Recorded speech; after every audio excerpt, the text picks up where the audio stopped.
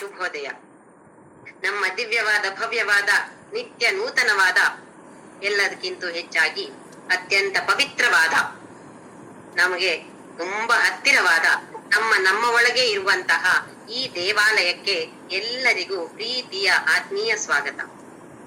ನನ್ನ ಗುರುವಾಗಿರುವ ಆನಂದಾಶ್ರಮದ ಪಪ್ಪ ಸ್ವಾಮಿ ರಾಮದಾಸ್ ಹಾಗೂ ನನ್ನ ಮಾತಾಪಿತರ ಚರಣಾರವಿಂದಗಳಲ್ಲಿ ನನ್ನ ಅನಂತ ಪ್ರಣಾಮಗಳು. ನಾವು 11ನೇ ಅಧ್ಯಾಯ ವಿಶ್ವರೂಪ ದರ್ಶನವನ್ನ ಅರ್ಥವನ್ನ ತಿಳಿದುಕೊಳ್ಳುವ ಪ್ರಯತ್ನವನ್ನ ಮಾಡ್ತಾ ಇದ್ದೇವೆ. ಮೊದಲನೆಯದಾಗಿ ಕರ್ಮಯೋಗ, ಇದನ್ನು ನಾವೆಲ್ಲರೂ ಅಭ್ಯಾಸ ಮಾಡಲೇಬೇಕಾಗಿರುವಂತದ್ದು. ಪ್ರತಿಯೊಂದು ಕರ್ಮವನ್ನು ಕರ್ಮಯೋಗವಾಗಿ ಬದಲಾಯಿಸಿಕೊಳ್ಳುವುದು ನಮ್ಮ ಕೈಯಲ್ಲಿದೆ. ಅಂದ್ರೆ ಯಾವುದೇ ಕೆಲಸ ಮಾಡುವಾಗ ಒಂದು ಸಲ ಭಾವನೆ, ಈಶ್ವರಾರ್ಪಣ, ಕೃಷ್ಣಾರ್ಪಣ, ನಿಂಗೋಸ್ಕರ ಮಾಡ್ತಾ ಇದ್ದೇನೆ ನಾನು.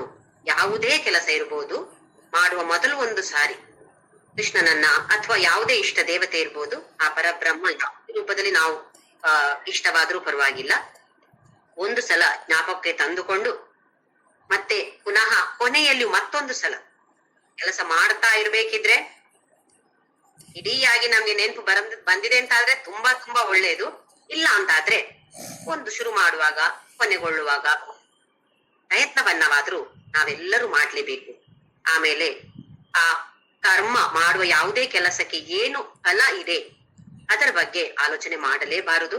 ಹಾಗೆಯೇ ಅದು ಏನೇ ಬಂದರೂ ಅದು ಭಗವಂತನ ಕೃಪೆ ನಮ್ಮ ಮೇಲೆ ಇದೆ. ಭಗವಂತ ನಮಗೆ ನೀಡುವ ಪ್ರಸಾದ ಇದು. ಯಾವುದೇ ತರದ ಪರಿಸ್ಥಿತಿ ಇರ್ಬೋದು, ನಮಗೆ ಆ ಸಮಯದಲ್ಲಿ ಅದು ತುಂಬಾ ಕಷ್ಟಕರವಾಗಿರ್ಬೋದು ಅಥವಾ ದುಃಖಮಯವಾಗಿರ್ಬೋದು, ಆದರೆ ನಮ್ಮ ಅಧ್ಯಾತ್ಮ ಪದದಲ್ಲಿ ನಮ್ಮನ್ನ ಮುಂದಕ್ಕೆ ಎಳೆಯುವಂತಹ ಪ್ರಯತ್ನವನ್ನ ಆ ಭಗವಂತ ಮಾಡ್ತಾ ಇದ್ದಾನೆ. ಈ ಸನ್ನಿವೇಶವನ್ನ ನಮ್ಮ ಮುಂದೆ ಒಟ್ಟಿ ಅಂತ ಹೇಳೋದನ್ನ ನಾವು ತಿಳಿದುಕೊಳ್ಬೇಕು. ಹಾಗೆಯೇ ಸುಮಾರು ನಾವೆಲ್ಲರೂ 99% ಅಂತ ಹೇಳ್ಬೋದು, ಅಥವಾ ಅದಕ್ಕಿಂತಲೂ ಜಾಸ್ತಿ ಇರ್ಬೋದು, ಭಗವದ್ಗೀತೆ ಕಂಠಪಾಠವನ್ನ ಮಾಡ್ತೀವಿ, ದಿನಾ ಪಾರಾಯಣ ಮಾಡ್ತೀವಿ. ನಾನು ದಿನಾ ಓದ್ತೇನೆ, 1 ಅಧ್ಯಾಯ 2 ಅಧ್ಯಾಯ ದಿನಾ ಓದ್ತೇನೆ ಅಂತ ಹೇಳೋರು ಇದ್ದಾರೆ. ತುಂಬಾ ಸಂತೋಷ. ಅದರ ಅರ್ಥವನ್ನು ತಿಳಿದುಕೊಂಡು ಜೀವನದಲ್ಲಿ ಅಳವಡಿಸಿಕೊಳ್ಳುವ ಪ್ರಯತ್ನವನ್ನ ಮಾಡುವಂತದ್ದು ತುಂಬಾ ತುಂಬಾ ಮುಖ್ಯ. ಇಲ್ಲದೇ ಇದ್ರೆ ತುಂಬಾ ನಿಧಾನವಾಗಿ ನಮ್ಮ ಗತಿ ಸಾಗ್ತಾ ಇರುತ್ತೆ ಅಧ್ಯಾತ್ಮ ಪದದಲ್ಲಿ. ಅಳವಡಿಸಿಕೊಳ್ಳೋದು ತುಂಬಾ ಮುಖ್ಯ. ಎಲ್ಲ ಗೊತ್ತಿದೆ, ಪುರಾಣ ಗೊತ್ತಿದೆ, ಭಗವದ್ಗೀತೆ ಗೊತ್ತಿದೆ, ವೇದ ಗೊತ್ತಿದೆ, ಉಪನಿಷತ್ತು ಗೊತ್ತಿದೆ, ಎಲ್ಲವೂ ಗೊತ್ತಿದೆ. ಆದ್ರೆ ಮಾಡುವಂತಹ ಕಾರ್ಯದಲ್ಲಿ ಯಾವ ತರ ಮಾಡ್ತಾ ಇದ್ದೇವೆ? ನಾನು ಮಾಡೋದು, ನನ್ನಿಂದಾಗಿ ಇವರೆಲ್ಲ ಇಷ್ಟು ಚೆನ್ನಾಗಿ ಜೀವನ ನಡೆಸ್ತಾ ಇರ್ಬೋದು, ನಾನೇ ಇವ್ರಿಗೆಲ್ಲ ಸಹಾಯ ಮಾಡಿರೋದು ಅಂತ ಹೇಳುವ ಭಾವನೆ ನಮ್ಗೆ ಬಂತೋ ಅಲ್ಲಿ ನಮ್ಮ ನಾಶವೇ. ಹಾಗಾಗಿ ಇದನ್ನ ಚೆನ್ನಾಗಿ ಅರಿತುಕೊಂಡು 6ನೇ ಅಧ್ಯಾಯದವರೆಗೆ ಕರ್ಮಯೋಗವನ್ನ ತುಂಬಾ ಅರ್ಥಪೂರ್ಣವಾಗಿ ವಿವರಿಸಿದ್ದಾನೆ ಭಗವಂತ. ಅದನ್ನು ತಿಳಿದುಕೊಂಡು ನಾವು ಮುಂದೆ ಬಂದಿದ್ದೇವೆ. ಈಗ 11ನೇ ಅಧ್ಯಾಯದಲ್ಲಿ ವಿಶ್ವರೂಪ ದರ್ಶನವನ್ನ ಮಾಡ್ತಾ ಇದ್ದೇವೆ. ಇದಕ್ಕೆ ಏನು ಬೇಕಾಗಿತ್ತು ಅಂತ ಹೇಳಿದ್ರೆ, ಕರ್ಮಯೋಗ ಮಾಡಿದಾಗ ನಮ್ಮ ಮನಸ್ಸು ನಿರ್ಮಲವಾಗತ್ತೆ, ನಮ್ಮ ದೃಷ್ಟಿಕೋನ ಬದಲಾಗತ್ತೆ. ಬದಲಾಗಲೇಬೇಕು. ಆಗದೇ ಇದ್ರೆ ವಿಶ್ವರೂಪ ದರ್ಶನ ಸಾಧ್ಯವಿಲ್ಲ. ಏನೋ ವಿಶ್ವರೂಪ ದರ್ಶನ ಅಂತ ಹೇಳಿರೋ ದೊಡ್ಡ ಕಥೆ ಅಲ್ಲ. ನಮ್ಮ ಮುಂದೆ ನಮಗೆ ಕಾಣುವಂತಹ ಪ್ರಪಂಚವೇ ಆ ಪರಮಾತ್ಮ ಅಂತ ತಿಳಿದುಕೊಳ್ಳುವ ಶಕ್ತಿ ಬೇಕಾಗಿರೋದು ನಮ್ಗೆ. ಆ ಶಕ್ತಿ ಬೇಕಾದ್ರೆ ಕರ್ಮಯೋಗವನ್ನ ಮಾಡಿ ಮನಸ್ಸನ್ನ ಪ್ರಶಾಂತವಾಗಿ ಇರಿಸಿಕೊಂಡು ಪ್ರಪಂಚದಲ್ಲಿ ಎಲ್ಲದರಲ್ಲಿಯೂ ಆ ಪರಮಾತ್ಮನನ್ನ ಕಾಣುವಂಥದ್ದೇ ಈ ಅಧ್ಯಾತ್ಮ ಪದದ ಪರಾಕಾಷ್ಠೆ ಅಂತ ಹೇಳ್ಬೋದು. ಹಾಗಾಗಿ ಕೃಷ್ಣ ಹೇಳ್ತಾನೆ ಅರ್ಜುನನ ಹತ್ರ, ನಿನ್ನ ಕೈಯಿಂದ ಸಾಧ್ಯವಿಲ್ಲ, ನಿನ್ನ ಭೌತಿಕ ಕಣ್ಣಿನಿಂದ ನನ್ನ ವಿಶ್ವರೂಪವನ್ನ ನೋಡೋದು ಸಾಧ್ಯವಿಲ್ಲ ಅರ್ಜುನ. ಆದ್ರೆ ದಿವ್ಯಂ ದದಾಮಿ ತೇ ಚಕ್ಷುಹು ಪಶ್ಯಮೇ ಯೋಗಮೈಶ್ವರಂ ಅಂತಾನೆ. ಆದ್ರೆ ಏನು ತಲೆಬಿಸಿ ಮಾಡ್ಬೇಡ, ನಾನ್ ಕೊಡ್ತೇನೆ ನಿನ್ಗೆ ದಿವ್ಯ ಚಕ್ಷುವನ್ನ, ನಾನ್ ನಿಂಗೆ ಕೊಡ್ತೇನೆ. ಆದ್ರೆ ತಾತ್ಕಾಲಿಕವಾಗಿ ಮಾತ್ರ ಅರ್ಜುನ. ಮತ್ತೆ ನಿನ್ನ ಪ್ರಯತ್ನ ನೀನೇ ಮಾಡಿ, ನಿನ್ನ ಸಾಧನೆಯನ್ನು ನೀನೇ ಮಾಡಿ ದಿವ್ಯ ಚಕ್ಷುವನ್ನ ನೀನೇ ಪಡೆದುಕೊಳ್ಳಬೇಕು. ಆಗ್ಲೇ ಅದು ಯಾವತ್ತೂ ನಿನ್ನ ಜೊತೆ ಇರುವಂತಹದ್ದು. ಹಾಗೆ ಈಗ 14ನೆಯ ಶ್ಲೋಕದವರೆಗೆ ನಾವು ನೋಡಿದೆವು. ಸಂಜಯ ಧೃತರಾಷ್ಟ್ರನಿಗೆ ಅರ್ಜುನ ಏನನ್ನು ನೋಡ್ತಿದ್ದಾನೆ ಅಲ್ಲಿ, ಪರಮಾತ್ಮ ವಿಶ್ವರೂಪ ದರ್ಶನವನ್ನ ತೋರಿಸಿದಾಗ ಹೇಗೆ ಕಾಣ್ತಿದ್ದಾನೆ ಅಂತ ಹೇಳೋದನ್ನ ವರ್ಣಿಸಿದ್ದಾನೆ. ಈಗ 15ನೆಯ ಶ್ಲೋಕದಿಂದ ಅರ್ಜುನ ಏನ್ ಹೇಳ್ತಾನೆ ನೋಡೋಣ. 15ನೆಯ ಶ್ಲೋಕದಿಂದ 31ನೆಯ ಶ್ಲೋಕದವರೆಗೆ ಅರ್ಜುನ ತಾನು ಏನನ್ನ ನೋಡ್ತಾ ಇದ್ದೇನೆ, ನನ್ನ ಮುಂದೆ ಏನಿದೆ ಅಂತ ಹೇಳುದರ ವರ್ಣನೆಯನ್ನು ಮಾಡ್ತಾ ಇದ್ದಾನೆ. ಅದ್ಭುತವಾಗಿ ಮಾಡ್ತಾನೆ. ನೋಡೋಣ ಏನ್ ಹೇಳ್ತಾನೆ ಅಂತ ಹೇಳಿ. 15ನೇ ಶ್ಲೋಕ 11ನೇ ಅಧ್ಯಾಯ. ಅರ್ಜುನ ಉವಾಚ ಪಶ್ಯಾಮಿ ದೇವಾಂಸ್ತವ ದೇವದೇಹೇ ಸರ್ವಾಂಸ್ತಥಾ ಭೂತ ವಿಶೇಷ ಸಂಘಾನ್ ಬ್ರಹ್ಮಾಣಮೀಶಂ ಕಮಲಾಸನಸ್ಥಂ ಋಷೀಂಶ್ಚ ಸರ್ವಾನುರಗಾಂಶ್ಚ ದಿವ್ಯಾನ್. ನೋಡಿ, ಹೇಳುವ ಶೈಲಿಯೇ ಬದಲಾಗಿದೆ. ಅಂದ್ರೆ ಛಂದಸ್ಸು ಅಂತ ನಾವು ಕಲ್ತಿದ್ದೇವೆ ಒಂದು ಸಲ, ಮತ್ತೆ ಹೇಳ್ತೇನೆ. ಅನುಷ್ಟುಪ್ ಛಂದ ಅಂತ ಹೇಳಿದ್ರೆ ಇಷ್ಟವರೆಗೆ ನಾವು ಇವಾಗ ಹಿಂದಿನ ಶ್ಲೋಕ ಎಲ್ಲ ತತಸ್ಸ ವಿಸ್ಮಯ ವಿಷ್ಟೋ ಹೃಷ್ಟರೋ ಮಾಧನಂಜಯ 14ನೇ ಶ್ಲೋಕ ಹೀಗಿತ್ತು. ಇದು ಅನುಷ್ಟುಪ್ ಛಂದ. ಅನುಷ್ಟುಪ್ ಛಂದ ಅಂತ ಹೇಳಿದ್ರೆ ಒಂದೊಂದು ಶ್ಲೋಕವನ್ನ 4 ವಿಭಾಗವಾಗಿ ವಿಭಾಗಿಸ್ತಾರೆ. ಅದರಲ್ಲಿ ಒಂದೊಂದು ಭಾಗದಲ್ಲಿಯೂ 8 ಅಕ್ಷರ ಇರುತ್ತೆ. 8 ಅಕ್ಷರ ಇದ್ರೆ ಅದಕ್ಕೆ ಅನುಷ್ಟುಪ್ ಛಂದಸ್ ಅಂತ ಹೆಸರು. ಭಗವದ್ಗೀತೆಯ ಸುಮಾರು ಶ್ಲೋಕಗಳು, ಹೆಚ್ಚಿನ ಶ್ಲೋಕಗಳು ಅನುಷ್ಟುಪ್ ಛಂದದಲ್ಲಿ ಇದೆ. ನಾವು ವಿಷ್ಣು ಸಹಸ್ರನಾಮದಲ್ಲಿ ಹೇಳ್ತೀವಲ್ಲ, ಅನುಷ್ಟುಪ್ ಛಂದಕ ಶ್ರೀಮನ್ನಾರಾಯಣೋ ದೇವತಾ. ಏನು ಆ ಛಂದಸ್ ಅಂತ ಹೇಳಿದ್ರೆ ಎಷ್ಟು ಅಕ್ಷರ ಒಂದೊಂದು ಗೆರೆಯಲ್ಲಿ ಇದೆ ಅಂತ ಹೇಳುವಂತ. 8 ಅಕ್ಷರ ಇದ್ರೆ ಅದನ್ನು ಅನುಷ್ಟುಪ್ ಛಂದ ಅಂತ ಹೇಳ್ತೀವಿ. ಹೆಚ್ಚಿನ ಶ್ಲೋಕಗಳು ಅನುಷ್ಟುಪ್ ಛಂದದಲ್ಲಿ ಇರುತ್ತೆ. ಈಗ ಇದು ತ್ರಿಷ್ಟುಪ್ ಛಂದ. ತ್ರಿಷ್ಟುಪ್ ಅಂತ ಹೇಳಿದ್ರೆ 11 ಅಕ್ಷರ. ನೀವು ಗಣನೆ ಮಾಡಿ ನೋಡಬಹುದು. ಈ ಒಂದು 4 ಗೆರೆಯಲ್ಲಿ ಒಂದೊಂದು ಗೆರೆಯಲ್ಲಿ 11 ಅಕ್ಷರಗಳಿವೆ. ಹೀಗೆ 11 ಅಕ್ಷರ ಇದ್ದ ಛಂದಸ್ಸಿಗೆ ತ್ರಿಷ್ಟುಪ್ ಛಂದಸ್ ಅಂತ ಹೆಸರು. ನಾವು ನೋಡಿರೋದು ಅನುಷ್ಟುಪ್ ಛಂದಸ್, ಈಗ ತ್ರಿಷ್ಟುಪ್ ಛಂದಸ್. ಇದರ ಮೊದಲು ಕೂಡ ಸುಮಾರು ಶ್ಲೋಕ ತ್ರಿಷ್ಟುಪ್ ಛಂದಸ್ ಅಲ್ಲಿ ನೋಡಿದ್ದೇವೆ ನಾವು. ಯಾರಾದ್ರೂ ಗೊತ್ತಿಲ್ಲದೆ ಇರೋರಿಗೆ ಮತ್ತೆ ಹೇಳ್ತಾ ಇದ್ದೀನಿ ನಾನು. ಈಗ ಅನುಷ್ಟುಪ್ ಛಂದಸ್ಸಿಂದ ತ್ರಿಷ್ಟುಪ್ ಛಂದಸ್ಸಿಗೆ ಅರ್ಜುನ ಬದಲು ಮಾಡಿದ. ಯಾಕೆ? ತನ್ನ ಅದ್ಭುತವಾದ ಅನುಭವವನ್ನ ಬೇರೆಯವರಿಗೆ ಹೇಳಬೇಕಲ್ಲ. ಆ ವರ್ಣನೆ ಮಾಡಿದಾಗ ಸ್ವಲ್ಪ ಬದಲಾಯಿಸಿದ್ರೆ, ಓಹೋ ಏನೋ ಬದಲಾವಣೆ ಇದೆ ಅಲ್ಲ. ನಾವೀಗ ಸಿನಿಮಾಕ್ಕೆ ಹೋದಾಗ ನೋಡಿ, ಏನೋ ಒಂದು ಭೂತದ ಇದು ಬರ್ತದೆ ಅಂತ ಹೇಳಿದ್ರೆ ಐ ಅಂತ ಸೌಂಡ್ ಕೊಡ್ತಾರೆ ಹಿಂದಿನಿಂದ, ಒಂದು ಆಡಿಯೋ ಎಫೆಕ್ಟ್. ಏನು ಚಿತ್ರ ಬೇರೆ ಬದಲಾಗುದಂತಲ್ಲ, ಭೂತ ಬರುವಾಗ ನಮಗೆ ಒಂದ್ ಸ್ವಲ್ಪ ಓ ಯಪ್ಪ ಇದೆಂತಪ್ಪ ಅಂತ ಹೇಳುವಾಗ ಆಗ್ಬೇಕಲ್ಲ, ಹಾಗೆ ಒಂದು ಆಡಿಯೋ ಎಫೆಕ್ಟ್ ಕೊಡುದು. ಹಾಗೆ ಇಲ್ಲಿ ಅರ್ಜುನ ನೋಡಿ, ಆವಾಗಿನ ಕಾಲದಲ್ಲೇ ಇದೆಲ್ಲ ಇತ್ತು ಆಡಿಯೋ ಎಫೆಕ್ಟ್. ನಾವ್ ಅನ್ಕೊಳ್ಳೋದೆಲ್ಲ ಇವಾಗ ಬಂದಿರೋದು ಆಡಿಯೋ ಸ್ಪೆಷಲ್ ಎಫೆಕ್ಟ್ಸ್ ಎಲ್ಲ ಏನಲ್ಲ. ಆವಾಗಿನ ಕಾಲದಲ್ಲಿ 5,000 ವರ್ಷದ ಹಿಂದೆಯೇ ಅವರಿಗೆ ಗೊತ್ತಿತ್ತು ಎಲ್ಲಿ ಎಲ್ಲಿ ಯಾವುದನ್ನ ಬದಲಾಯಿಸ್ಬೇಕು, ಹೇಗೆ ಬದಲಾಯಿಸಿದ್ರೆ ಮನುಷ್ಯನ ಮೇಲೆ ಪರಿಣಾಮ ಬೀರತ್ತೆ ಅಂತ ಹೇಳೋದು ಆವಾಗ್ಲೇ ಅರಿತುಕೊಂಡಿದ್ರು. ಹಾಗಾಗಿ ಅರ್ಜುನ ಅನುಷ್ಟುಪ್ ಛಂದಸ್ಸಿನಿಂದ ತ್ರಿಷ್ಟುಪ್ ಛಂದಸ್ಸಿಗೆ ತನ್ನ ವರ್ಣನೆಯನ್ನ ಬದಲಾಯಿಸ್ತಾನೆ. ಪಶ್ಯಾಮಿ ದೇವಾಂ ಸ್ತವ ದೇವ ದೇಹೇ. ನಿನ್ನ ಹೇ ಪರಮಾತ್ಮ, ನಿನ್ನ ದೇಹದಲ್ಲಿ ನಾನು ನೋಡ್ತಾ ಇದ್ದೇನೆ. ಏನನ್ನ ನೋಡ್ತಾ ಇದ್ದೇನೆ ನಾನು? ಸರ್ವಾಂಸ್ತಥಾ ಭೂತ ವಿಶೇಷ ಸಂಘಾನ್. ಎಲ್ಲವನ್ನು ನೋಡ್ತಾ ಇದ್ದೇನೆ ಕೃಷ್ಣ. ವಿಶೇಷ ಸಂಘಾನ್. ಭೂತ ಭೂತ ಅಂತ ಹೇಳಿದ್ರೆ ಅಸ್ತಿತ್ವದಲ್ಲಿ ಏನೆಲ್ಲ ಇದೆಯೋ ಅದನ್ನೆಲ್ಲ ಭೂತ. ಭೂತ ಅಂತ ಹೇಳಿದ್ರೆ ದೆವ್ವ ಭೂತ ಆ ತರದ ಭೂತ ಅಲ್ಲ. ಇಲ್ಲಿ ಏನರ್ಥ ಅಂತ ಹೇಳಿದ್ರೆ ಏನೆಲ್ಲ ಈ ಪ್ರಪಂಚದಲ್ಲಿ ಅಸ್ತಿತ್ವದಲ್ಲಿ ಇದೆಯೋ ಅದೆಲ್ಲವೂ ಭೂತ. ನಾವು ಕೂಡ ಭೂತ. ಒಂದು ವಸ್ತು ಏನಿದೆಯೋ ನಮ್ಮ ಪಕ್ಕದಲ್ಲಿ ಎಲ್ಲವೂ ಭೂತ. ಭೂತ ವಿಶೇಷ ಸಂಘಾನ್. ಬೇರೆ ಬೇರೆ ಕ್ಯಾಟಗರಿ ಇರುತ್ತೆ ನೋಡಿ. ಇವಾಗ ಕನ್ನಡ ಸಂಘ, ಮಲಯಾಳ ಸಂಘ, ತೆಲುಗು ಸಂಘ, ತಮಿಳು ಸಂಘ ಅಂತೆಲ್ಲ ಇರೋದಿಲ್ವಾ? ಹಾಗೆಯೇ ಬೇರೆ ಬೇರೆ ತರದ ವಿಂಗಡಣೆ ಇರುತ್ತೆ. ಇದು ಪ್ರಾಣಿಗಳು, ಇದು ಪಕ್ಷಿಗಳು, ಇದು ಚಲನೆ ಇರುವಂತಹದ್ದು, ಇದು ಚಲನೆ ಇಲ್ಲದೆ ಇರುವಂತಹದ್ದು. ಹೀಗೆ ನಾನಾ ತರದ ವಿಭಾಗಗಳಿರತ್ತೆ ಅಲ್ವಾ? ಏನ್ ಹೇಳ್ತಿದ್ದಾನೆ ಅರ್ಜುನ? ಯಾವುದೆಲ್ಲ ಸಂಘಗಳಿದೆಯೋ, ಯಾವುದೆಲ್ಲ ವಿಭಾಗಗಳಿದೆಯೋ ಎಲ್ಲವೂ ನಿನ್ನಲ್ಲಿ ಕಾಣಿಸ್ತಾ ಇದೆ ನಂಗೆ ಕೃಷ್ಣ ಅಂತ ಹೇಳ್ತಿದ್ದಾನೆ ಅರ್ಜುನ. ಆಮೇಲೆ ಬ್ರಹ್ಮಾಣಮೀಶಂ ಕಮಲಾಸನಸ್ಥಂ. ಬ್ರಹ್ಮಾಣಂ ಈಶಂ ಕಮಲಾಸನಸ್ಥಂ. ಬ್ರಹ್ಮ ಅಂತ ಹೇಳುವ ಸೃಷ್ಟಿಕರ್ತ ಬ್ರಹ್ಮ ಅಂತ ಹೇಳ್ತೀವಲ್ಲ ನಾವು, ಆ ಬ್ರಹ್ಮ ಚತುರ್ಮುಖ ಬ್ರಹ್ಮ ಅಂತ ಹೇಳ್ತೀವಿ. ಪರಬ್ರಹ್ಮನಿಗೂ ಈ ಬ್ರಹ್ಮನಿಗೂ ವ್ಯತ್ಯಾಸ ಇದೆ. ಇದನ್ನು ದಯವಿಟ್ಟು ಎಲ್ಲರೂ ತಿಳಿದುಕೊಳ್ಬೇಕು. ಈ ಚತುರ್ಮುಖ ಬ್ರಹ್ಮ ಅಂತ ಹೇಳುವವನು ಎಷ್ಟೋ ವರ್ಷಗಳ ಕಾಲ ಮತ್ತೆ ಅವನು ನಾಶವಾಗಿ ಮತ್ತೆ ಬೇರೆ ಬ್ರಹ್ಮ ಬರ್ತಾನ. ಪರಬ್ರಹ್ಮ ಅಂತ ಹೇಳುದು ಆ ಒಂದು ಶಕ್ತಿ, ಅದೇ ಪರಬ್ರಹ್ಮನೇ ಈ ಬ್ರಹ್ಮನಾಗಿ ವಿಷ್ಣುವಾಗಿ ಅಥವಾ ಶಿವನಾಗಿ ಅಥವಾ ಯಾವುದೇ ನಾವಾಗಿ ಬರುವಂತ ಪರಬ್ರಹ್ಮ ಅಂತ ಹೇಳಿದ್ರೆ ಆ ಸುಪ್ರೀಂ ಶಕ್ತಿ, ಅತ್ಯಂತ ಶ್ರೇಷ್ಠವಾದ ಶಕ್ತಿಗೆ ಪರಬ್ರಹ್ಮ ಅಂತ ಹೆಸರು. ಇಲ್ಲಿ ಈ ಚತುರ್ಮುಖ ಬ್ರಹ್ಮನನ್ನ ಹೇಳ್ತಿದ್ದಾನೆ ಅರ್ಜುನ. ಬ್ರಹ್ಮಾಣಂ ಈಶಂ ಕಮಲಾಸನಸ್ಥಂ. ಕಮಲ ಆಸನ, ತಾವರೆಯನ್ನ ಆಸನವಾಗಿ ಮಾಡಿಕೊಂಡಿರುವವನು. ಅದೇನದು, ತಾವರೆಯಲ್ಲಿ ಯಾರು ಕೂತ್ಕೊಳ್ಳಿಕ್ ಆಗ್ತದ? ಏನ ಅರ್ಥ ಅಂತ ಹೇಳಿದ್ರೆ ಇಲ್ಲಿ ಕಮಲ ಅಂತ ಹೇಳಿದ್ರೆ ಪೃಥ್ವಿ, ಭೂಮಿ.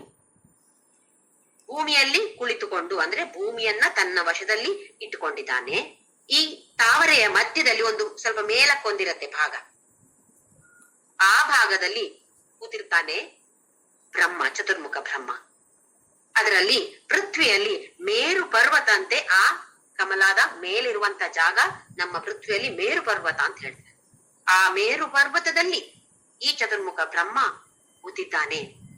ಅದನ್ನು ಅರ್ಜುನ ನೋಡ್ತಿದ್ದಾನೆ. ಆ ಬ್ರಹ್ಮನನ್ನು ಕೂಡ ಅರ್ಜುನ ಕಾಣ್ತಿದ್ದಾನೆ. ಬ್ರಹ್ಮಾಣಂ ಈಶಂ. ಈಶಂ ಅಂತ ಹೇಳಿದ್ರೆ ಶಿವ ಅಂತ ಹೇಳಿ ಅರ್ಥ. ಆದ್ರೆ ಇಲ್ಲಿ ಈ ಚತುರ್ಮುಖ ಬ್ರಹ್ಮನನ್ನೇ ಈಶ ಅಂತ ಹೇಳ್ತಿರೋದು.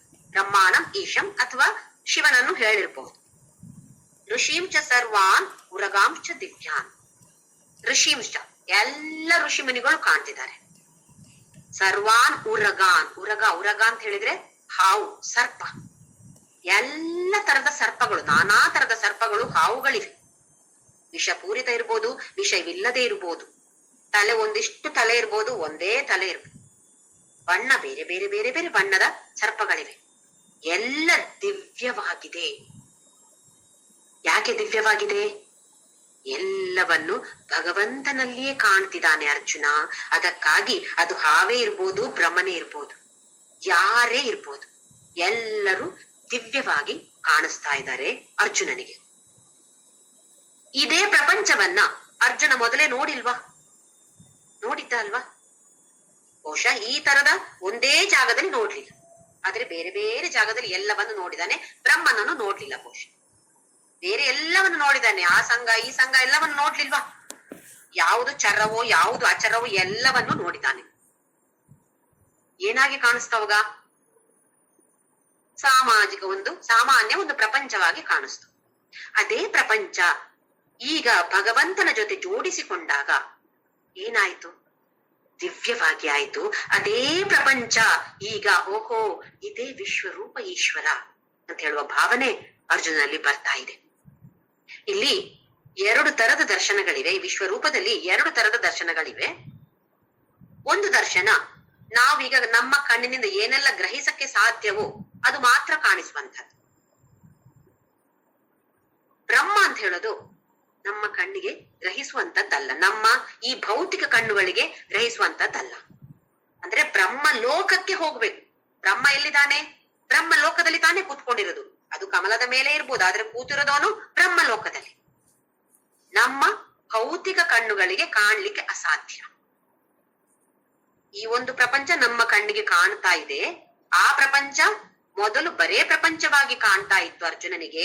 ಈಗ ಭಗವಂತನ ಜೊತೆ ಜೋಡಿಸಿದಾಗ, ಭಗವಂತನ ದೇಹದಲ್ಲಿ ಆ ಪ್ರಪಂಚವನ್ನು ಕಂಡಾಗ ಇದೇ ಪ್ರಪಂಚ ವಿಶ್ವರೂಪ ಈಶ್ವರವಾಗಿ ಬದಲಾಯಿತು.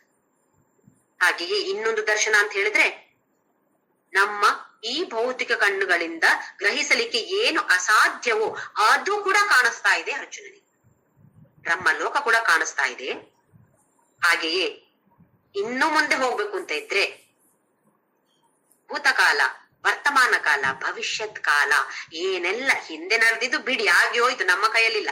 ಇನ್ನು ಮುಂದೆ ಏನು ನಡೆಯುತ್ತೋ ಅದು ಕೂಡ ಕಾಣುತ್ತೆ ಅರ್ಜುನನಿಗೆ. ಇದು ನಮಗೆ ಬೇಕಾ? ಖಂಡಿತ ಬೇಡ. ನಮ್ಮಿಂದ ಕಣ್ಣ ಮುಂದೆ ಏನೆಲ್ಲ ಯಾರೆಲ್ಲ ಸಾಯ್ತಾರೆ, ಯಾರಿಗೆಲ್ಲ ಯಾವ ಯಾವ ರೋಗಗಳು ಬರುತ್ತೆ, ಯಾರಿಗೆ ಯಾವ್ದೆಲ್ಲ ಒಳ್ಳೇದು ನಡೆಯುತ್ತೆ ಕಾಣಿಸುತ್ತೆ, ಯಾರಿಗೆ ಯಾರು ನಮ್ಮ ಮೊದ್ಲೇ ಸತ್ತು ಹೋಗ್ತಾರೆ, ಅದು ಖಂಡಿತ ನಮ್ಗೆ ಜೀವನವೇ ಇಲ್ಲ ಅಲ್ವಾ? ಹಾಗಾಗಿ ನಮ್ಗೆ ಆ ವಿಷಯ ಬೇಡ. ಮುಂದಿನ ಭವಿಷ್ಯತ್ ಕಾಲದಲ್ಲಿ ಏನೆಲ್ಲ ನಡೆಯುತ್ತೋ ಅದೆಲ್ಲ ನಮ್ಗೆ ಬೇಡ. ಈಗ ಇರೋದನ್ನ ನಾವು ಈ ಪ್ರಪಂಚವನ್ನ, ಸಾಮಾನ್ಯ ಪ್ರಪಂಚವನ್ನ ಭಗವಂತನ ಜೊತೆ ಜೋಡಿಸಿಕೊಂಡು ಇದೇ ಪ್ರಪಂಚ ದಿವ್ಯವಾಗಿ ಬದಲಾಯಿಸಿಕೊಂಡು ಆ ವಿಶ್ವರೂಪ ಈಶ್ವರನನ್ನ ನೋಡುವಂತಹ ಪ್ರಯತ್ನವನ್ನ ಎಲ್ಲರೂ ಮಾಡಲೇಬೇಕು. ಇದೇ ಪ್ರಪಂಚದಲ್ಲಿ, ಬೇರೆ ಪ್ರಪಂಚ ಏನು ಬದಲಾಗುವುದಿಲ್ಲ. ನಮ್ಮ ದೃಷ್ಟಿಕೋನವನ್ನ ಮಾತ್ರ ನಾವು ಬದಲಾಯಿಸಿಕೊಳ್ಳುವಂಥದ್ದು. ಮುಂದಿನ ಶ್ಲೋಕ 16ನೇದು. ಅನೇಕ ಬಾಹೂದರ ವಕ್ರ ನೇತ್ರಂ ಪಶ್ಯಾಮಿ ತ್ವಾಂ ಸರ್ವತೋನಂತರೂಪಂ ನಾಂತಂ ನ ಮಧ್ಯಂ ನ ಪುನಸ್ತವಾದಿಂ ಪಶ್ಯಾಮಿ ವಿಶ್ವೇಶ್ವರ ವಿಶ್ವರೂಪ. ಅನೇಕ ಬಾಹು, ಬಾಹು ಅಂದ್ರೆ ಗೊತ್ತಿದೆ, ಶೋಲ್ಡರ್ಸ್, ಭುಜಗಳು. ಅನೇಕ ಬೇರೆ ಬೇರೆ ಬಾಹುಗಳಿವೆ ಅಂತ ಹೇಳಿದ್ರೆ ಏನು? ಎಷ್ಟೊಂದು ಜನರಿದ್ದಾರೋ ಅವರ ಎಲ್ಲರ ಬಾಹುಗಳು ಕೂಡ ಈಗ ಆ ಭಗವಂತನ ಬಾಹುವಾಗಿದೆ. ಹಾಗೆಯೇ ಉದರ, ಉದರ ಅಂದ್ರೆ ಹೊಟ್ಟೆ, ವಕ್ತ್ರ ಅಂದ್ರೆ ಮುಖ, ನೇತ್ರ ಅಂತ ಹೇಳಿದ್ರೆ ಕಣ್ಣು. ಎಷ್ಟೊಂದು ಜನ ಇದ್ದಾರೆ ನೋಡಿ. ಕೆಲವೊಂದ್ಸಲ ಹೋಗುವಾಗ ಕಾಣಿಸ್ತದಲ್ಲ ನಮ್ಗೆ, ಯಪ್ಪ ಎಂತ ರಶ್ ಮಾರ್ಯಾರೆ, ಅಲ್ಲಿ ಕಾಲ್ ಹಾಕ್ಲಿಕ್ಕೆ ಜಾಗ ಇಲ್ಲ, ಒಂದು ಸಾಸಿವೆ ಹಾಕ್ಲಿಕ್ಕೆ ಕೂಡ ಜಾಗ ಇಲ್ಲ ಅಂತ ಕಾಣಿಸ್ತದೆ. ಎಲ್ಲಿಗೆ ಹೋಗ್ತಾರೆ ಈ ಮನುಷ್ಯರೆಲ್ಲ, ಎಲ್ಲಿಂದ ಬರ್ತಾರೆ ಈ ಮನುಷ್ಯರೆಲ್ಲ ಅಂತ ಅನ್ಸೋದಿಲ್ವಾ ನಮ್ಗೆ? ಈ ಟ್ರಾಫಿಕ್ ಜಾಮ್ ಅಲ್ಲಿ ಸಿಕ್ಕಾಕೊಂಡಾಗ ಎಲ್ಲಿಗೆ ಹೋಗ್ತಿದಾರಪ್ಪ ಇಷ್ಟು ಜನ ಎಲ್ಲ ಅಂತ ನಮ್ಗೆ ಕಾಣಿಸುತ್ತೆ. ಹಾಗೆ ನಮ್ಗೆ ಒಂದ್ ಸ್ವಲ್ಪ ಸಿಟ್ಟು ಬರ್ತದೆ ಆದಾಗ ತಕ್ಷಣ ಇದನ್ನ ನೆನಪು ಮಾಡಿಕೊಳ್ಬೇಕು. ಓ, ಇದು ಯಾರು? ಇದು ಈ ಮನುಷ್ಯ ಆ ಮನುಷ್ಯ ಅಲ್ಲ, ಇದು ಕೃಷ್ಣ ಪರಮಾತ್ಮನೇ. ಕೃಷ್ಣ ಪರಮಾತ್ಮನ ಅನೇಕ ಬಾಹುಗಳನ್ನು ನಾನು ನೋಡ್ತಾ ಇದ್ದೇನೆ, ಅನೇಕ ರೂಪದಲ್ಲಿ ಕೃಷ್ಣನನ್ನ ನೋಡ್ತಾ ಇದ್ದೇನೆ ಅಂತ ಹೇಳಿದಾಗ ಆ ಟ್ರಾಫಿಕ್ ಜಾಮ್ ಅಲ್ಲಿ ಸಿಕ್ಕಾಕೊಂಡು ಅವರಿಗೆ ಶಾಪ ಇವರಿಗೆ ಶಾಪ ಹಾಕೋ ಬದಲು ಸ್ವಲ್ಪ ನಮ್ಮ ಮನಸ್ಸು ಆ ಭಗವಂತನ ಕಡೆ ಹರಿಯ ಬಿಡಬೇಕು, ನಾವು ಹರಿಸಬೇಕು. ನಾವು ಅಂತ ಆಲೋಚನೆಗಳನ್ನ ನಮ್ಮ ಮನಸ್ಸಿನಲ್ಲಿ ಪ್ರಯತ್ನ ಪೂರ್ವಕವಾಗಿ ತರಬೇಕು. ಹೀಗೆ ಸ್ವಲ್ಪ ಸಮಯ ಆದರೂ ಪ್ರಯತ್ನ ಪೂರ್ವಕವಾಗಿ ನಾವು ಬರೆಸಿಕೊಂಡಾಗ ಮತ್ತೆ ನಮಗೆ ಅದು ರಕ್ತಗತವಾಗಬಹುದು. ನೆಕ್ಸ್ಟ್ ಟೈಮ್ ಇನ್ನೊಂದ್ಸಲ ನಾವು ಈ ತರ ಟ್ರಾಫಿಕ್ ಜಾಮ್ ಅಲ್ಲಿ ಸಿಕ್ಕಾಕೊಂಡ್ರೆ ಯಾವ ತಲೆ ಬಿಸಿಯೂ ಇಲ್ಲ, ಯಾರಿಗೂ ಶಾಪ ಹಾಕೋದಿಲ್ಲ. ಓ, ಕೃಷ್ಣನೇ ಕಾಣ್ತಾ ಇದ್ದಾನೆ ನನ್ಗೆ, ಓಹೋ ಇಲ್ಲಿ ಕೃಷ್ಣ ಅಲ್ಲಿ ಕೃಷ್ಣ, ಈ ಡ್ರೈವರ್ ಹೇಗೇಗೋ ಹೋಗ್ತಿದ್ದಾನೆ, ಮುಂದೆ ನೋಡಿ ಹೇಗೇಗೋ ಹೋಗ್ತಿದ್ದಾನೆ ಅಂತ ಶಾಪ ಹಾಕ್ತೀವಿ ಅವರಿಗೆ. ಅವ್ರು ಹಾರ್ನ್ ಹಾಕಿದ್ರೆ ನಾವು ಹಾರ್ನ್ ಹಾಕ್ತೀವಿ. ಹೀಗೆ ಮಾಡದೆ ಓಹೋ ಇದು ಭಗವಂತನೇ ಅಲ್ವೇ ಅಂತ ಹೇಳುವ ಭಾವನೆಯನ್ನ ನಮ್ಮಲ್ಲಿ ನಾವು ಬೆಳೆಸಿಕೊಳ್ಳುವ ಪ್ರಯತ್ನವನ್ನ ಮಾಡಬೇಕು. ಅದಕ್ಕಾಗಿ ಅರ್ಜುನ ಈ ತರದ ವರ್ಣನೆಯನ್ನು ಮಾಡ್ತಾ ಇದ್ದಾನೆ. ಅನೇಕ ಬಾಹು ಉದರ ವಕ್ರ ನೇತ್ರಂ ಪಶ್ಯಾಮಿ ತ್ವಾಂ ಸರ್ವತೋ ಅನಂತ ರೂಪಂ. ಸರ್ವತಃ ಅನಂತ ರೂಪಂ. ಅನಂತ ಅಂತ ಹೇಳಿದ್ರೆ ಅಂತ ಇಲ್ಲದವನು. ದೇಶ ಕಾಲ ವಸ್ತು ಪರಿಚ್ಛೇದ ಯಾರಿಗೆ ಇಲ್ವೋ ಅವನು ಅನಂತ. ನಮಗೆ ಇದು ಮೂರರ ಪರಿಚ್ಛೇದ ಇದೆ. ದೇಶ ಅಂತ ಹೇಳಿದ್ರೆ ಇಲ್ಲಿ ಈ ಜಾಗದಲ್ಲಿ ಒಬ್ಬ ವ್ಯಕ್ತಿ ಇದ್ರೆ ಇನ್ನೊಂದು ಜಾಗದಲ್ಲಿ ಆ ವ್ಯಕ್ತಿ ಇರ್ಲಿಕ್ಕೆ ಸಾಧ್ಯವೇ ಇಲ್ಲ, ಇದು ದೇಶ ಪರಿಚ್ಛೇದ. ಹಾಗೆಯೇ ಕಾಲ ಪರಿಚ್ಛೇದ. ಈಗ ಇದ್ದಾನೆ ಆ ಮನುಷ್ಯ, ಇನ್ನು 100 ವರ್ಷಗಳ ಕಾಲ ಆ ಮನುಷ್ಯ ಅಲ್ಲೇ ಇರ್ತಾನ? ಆ ಮನುಷ್ಯ ಇರೋದಿಲ್ಲ. ಅಥವಾ ಒಂದು 100 ವರ್ಷ ಇರ್ಬೋದು, ಒಂದು 500 ವರ್ಷ ಅಂತ ಇಟ್ಕೊಳ್ಳೋಣ, ಇದು ಕಾಲ ಪರಿಚ್ಛೇದ. ಹಾಗೆಯೇ ವಸ್ತು ಪರಿಚ್ಛೇದ. ಆ ವ್ಯಕ್ತಿಯಾಗಿ ಮಾತ್ರವೇ ಇರಬಹುದಷ್ಟೇ ಹೊರತು ಒಂದು ಕಂಪ್ಯೂಟರ್ ಆಗಿರ್ಲಿಕ್ಕೆ ಸಾಧ್ಯ ಇಲ್ಲ. ಅದೇ ವ್ಯಕ್ತಿ ಕಂಪ್ಯೂಟರ್ ಆಗಿರ್ಬಹುದಾ? ಅಥವಾ ಅದೇ ವ್ಯಕ್ತಿ ಇನ್ನೊಂದು ವ್ಯಕ್ತಿ ಆಗ್ಬಹುದಾ? ಇಲ್ಲ, ಇದು ವಸ್ತು ಪರಿಚ್ಛೇದ. ನಮಗೆಲ್ಲ ಈ ಪರಿಚ್ಛೇದಗಳಿವೆ. ಹಾಗಾಗಿ ನಾವು ಅನಂತ ಅಲ್ಲ. ಅಂದ್ರೆ ಈ ದೇಹದ ದೃಷ್ಟಿಯಿಂದ ನೋಡಿದ್ರೆ ಅನಂತ ಅಲ್ಲ, ಆತ್ಮದ ದೃಷ್ಟಿಯಿಂದ ನೋಡಿದ್ರೆ ನಾವೆಲ್ಲರೂ ಅನಂತ. ನ ಅಂತ ಅನಂತ. ಸರ್ವತೋ ಅನಂತ ರೂಪಂ. ನಾನಾ ರೂಪದಲ್ಲಿ. ಅದಕ್ಕೊಂದು ಲಿಮಿಟ್ ಅಂತ ಇದೆಯಾ? ಇಲ್ಲ. ಯಾವುದು ನೋಡಿದ್ರು ಭಗವಂತನೇ ಅಂತ ಹೇಳಿದ್ರೆ ಅನಂತವೇ ಅಲ್ವಾ? ಯಾವಾಗ ಬೇಕಿದ್ರು ನೋಡಿ, ಇನ್ನು 1000 ವರ್ಷ ಕಳೆದು ನೋಡಿದ್ರು ಇದೇ ಇರತ್ತೆ. ಇದು ಅನಂತ ರೂಪ. ನ ಅಂತಂ ನ ಮಧ್ಯಂ ನ ಪುನಸ್ತವಾದಿಂ. ಪುನಃ ತವ ಆದಿಂ. ಪುನಃ ನಿಂಗೆ ಆದಿ ಇಲ್ಲ, ಅಂತ ಇಲ್ಲ, ಮಧ್ಯ ಇಲ್ಲ. ಆದಿ ಇಲ್ಲ ಅಂತ ಇಲ್ಲ ಅಂತ ಹೇಳಿದ್ರೆ ಖಂಡಿತವಾಗಿಯೂ ಮಧ್ಯ ಇಲ್ಲ. ಆದಿ ಅಂತ ಇದ್ರೆ ತಾನೇ ಮಧ್ಯ ಬರೋದು. ಆದಿಯೂ ಇಲ್ಲ ನಿಂಗೆ, ಅಂತವೂ ಇಲ್ಲ. ಹಾಗಾಗಿ ನಿಂಗೆ ಮಧ್ಯವೂ ಇಲ್ಲ ಕೃಷ್ಣ. ನಿನ್ನ ಈ ರೂಪಕ್ಕೆ ಪಶ್ಯಾಮಿ ವಿಶ್ವೇಶ್ವರ ವಿಶ್ವರೂಪ.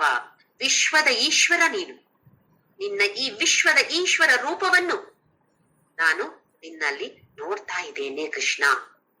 ಯಾವ ತರದ ವರ್ಣನೆಯನ್ನ ಅರ್ಜುನ ಮಾಡ್ತಾ ಇದ್ದಾನೋ ಆ ವರ್ಣನೆಯನ್ನ ನಾವು ಕೂಡ ನಮ್ಮ ಮನಸ್ಸಿನಲ್ಲಿ ಒಂದು ಸಲ ತಂದುಕೊಂಡು ನಮ್ಮ ಕಣ್ಣ ಮುಂದೆ ಕೃಷ್ಣ ಆ ವಿಶ್ವೇಶ್ವರ ರೂಪ, ವಿಶ್ವರೂಪವನ್ನ, ವಿಶ್ವರೂಪ ದರ್ಶನವನ್ನ ನಮಿಗೂ ಮಾಡ್ತಾ ಇದ್ದಾನೆ ಅಂತ ಹೇಳುವ ಭಾವನೆಯಿಂದ ಮುಂದಕ್ಕೆ ಹೋಗೋಣ. 17ನೇ ಶ್ಲೋಕ.